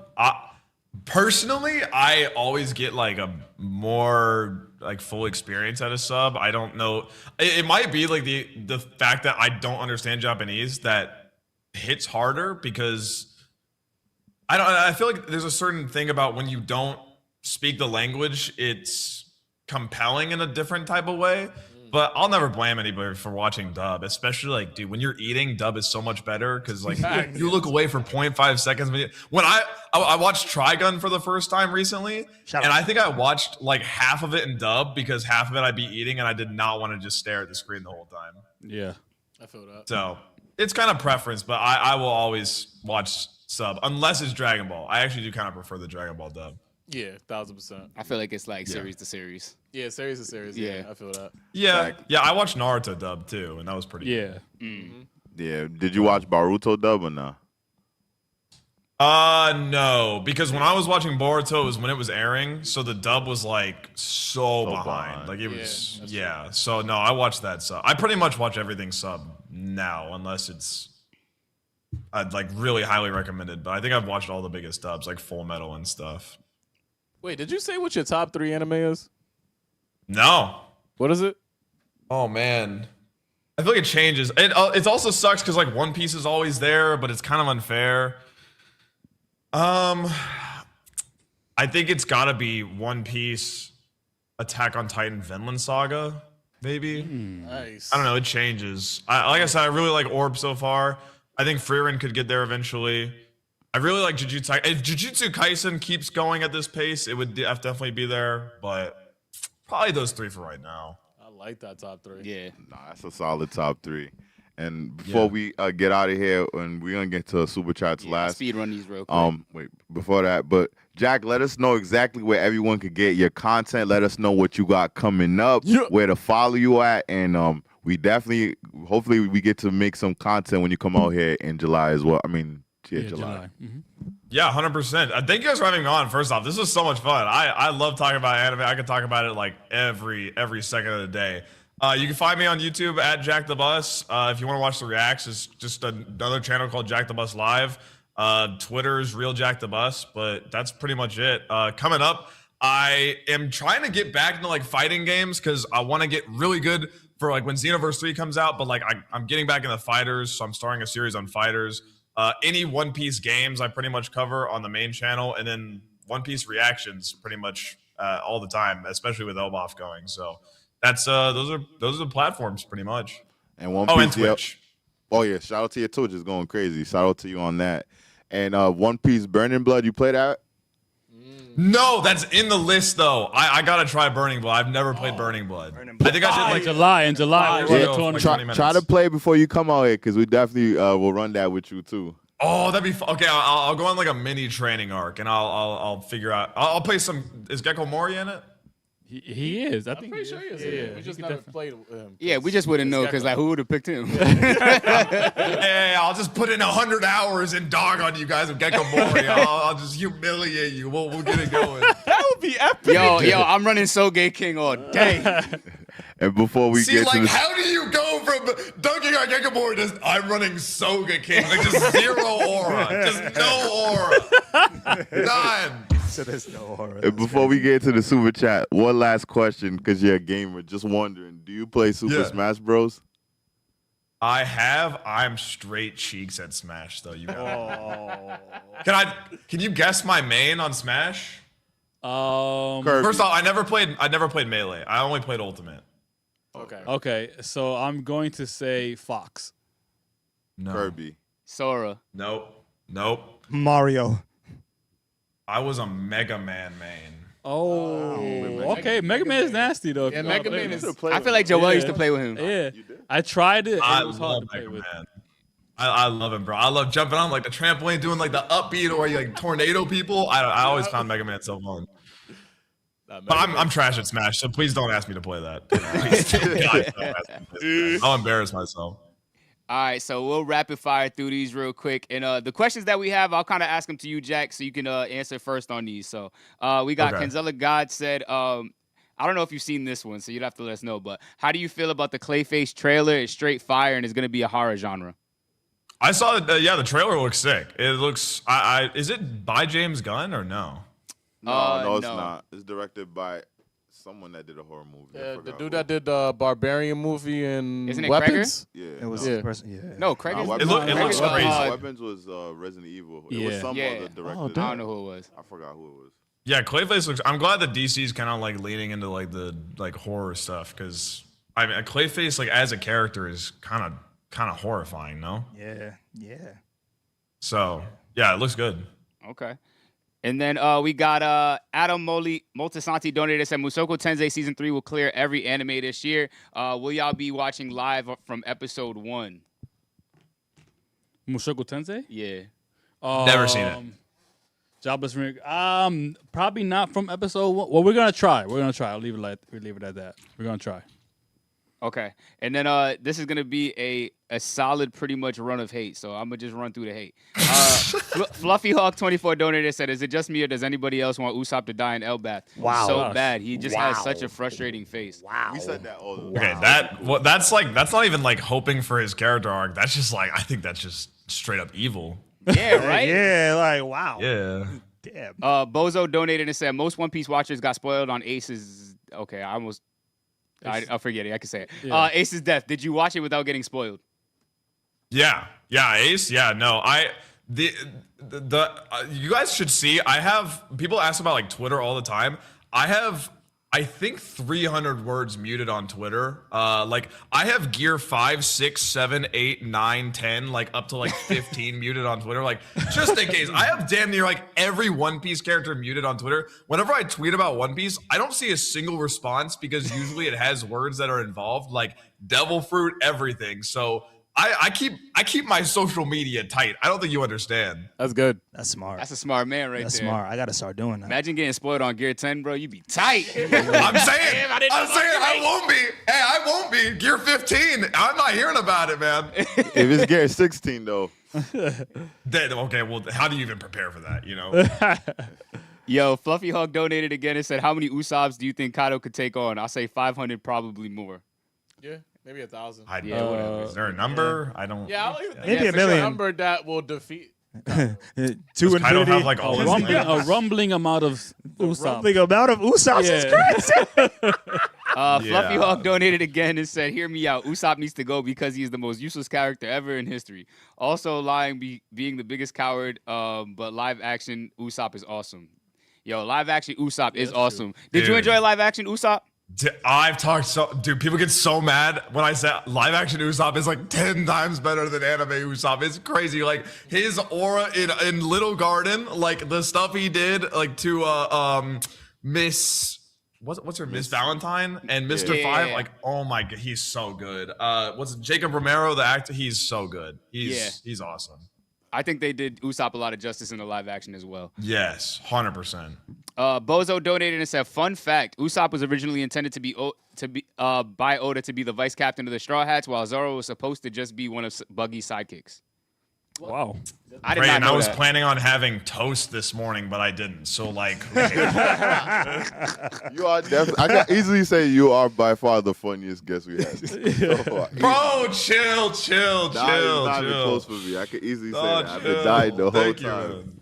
Thank you. Nah, Yo. you are hilarious, bro. Eisen donated you, and said, Wells hating on One Piece death when My Hero Academia is the first anime ever to have a final war arc with 0 deaths on the good side."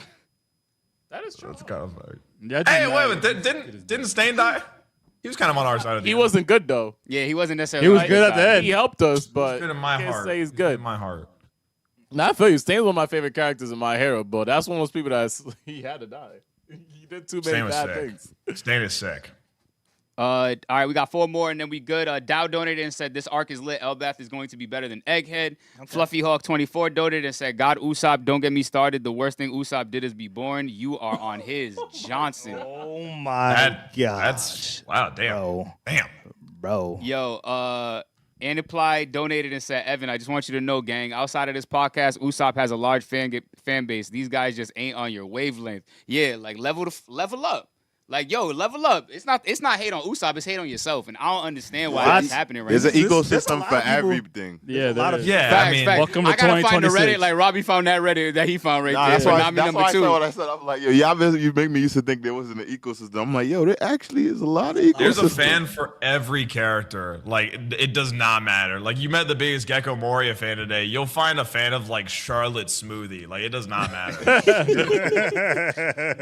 Everybody got a fan, bro. All right, last 2. Arnab Michaela donated and said, "Who do y'all want to join the Cross Guild if they were recruiting?"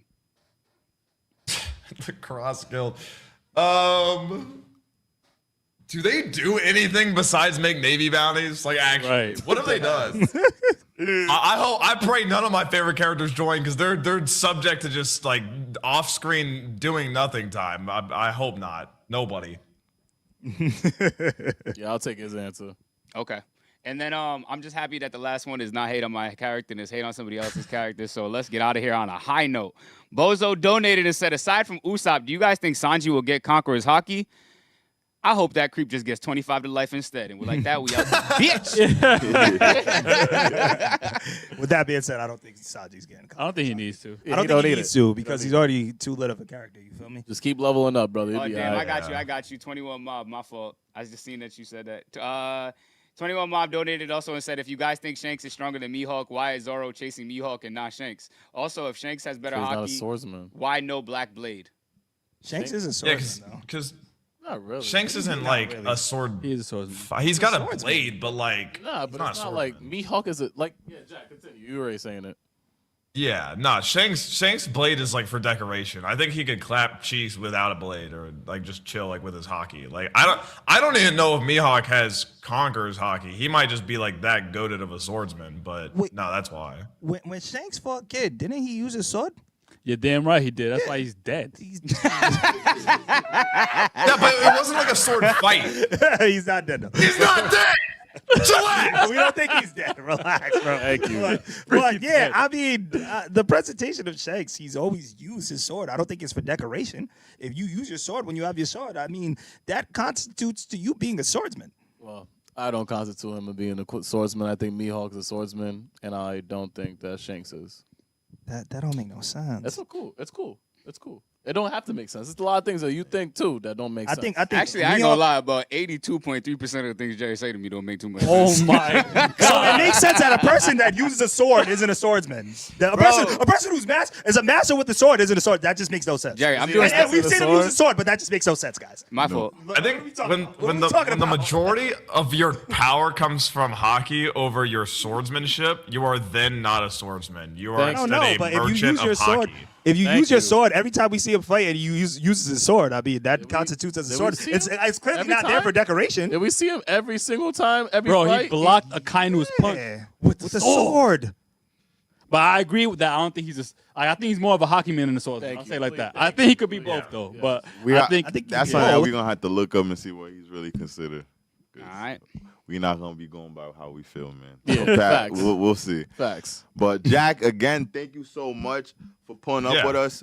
You survived the gauntlet, 2 hours and 30 minutes, non-stop anime with RTTV, man. So that I is love it, bro. I amazing. had a blast. Thank you for having me. This was so much fun. And this probably be the first of many more, man. So we have more collaborations in the future. And if you ever need us to come on anything live with you, we always got you as well. Facts. I appreciate it. Yeah, well, we'll figure out, especially if I do come to Anime Expo, something to do and link up on. All right, Yeah. for sure. We'll probably take you to the One Piece Cafe and then just do a lot of dope stuff too, man. Facts. That'd be A lot of sick. fun. That'd be sick. I'm down. And shout out to everybody that's here on the live chat that was Facts. here with us, man. There's a million YouTube channels, but you guys were here with us, so we appreciate that. Yes, sir. And guys, if it's your first time here, I promise you it definitely won't be your last. So make sure you kill, murder, and smash that subscribe button. And we out of here. Yes, sir. Deuces.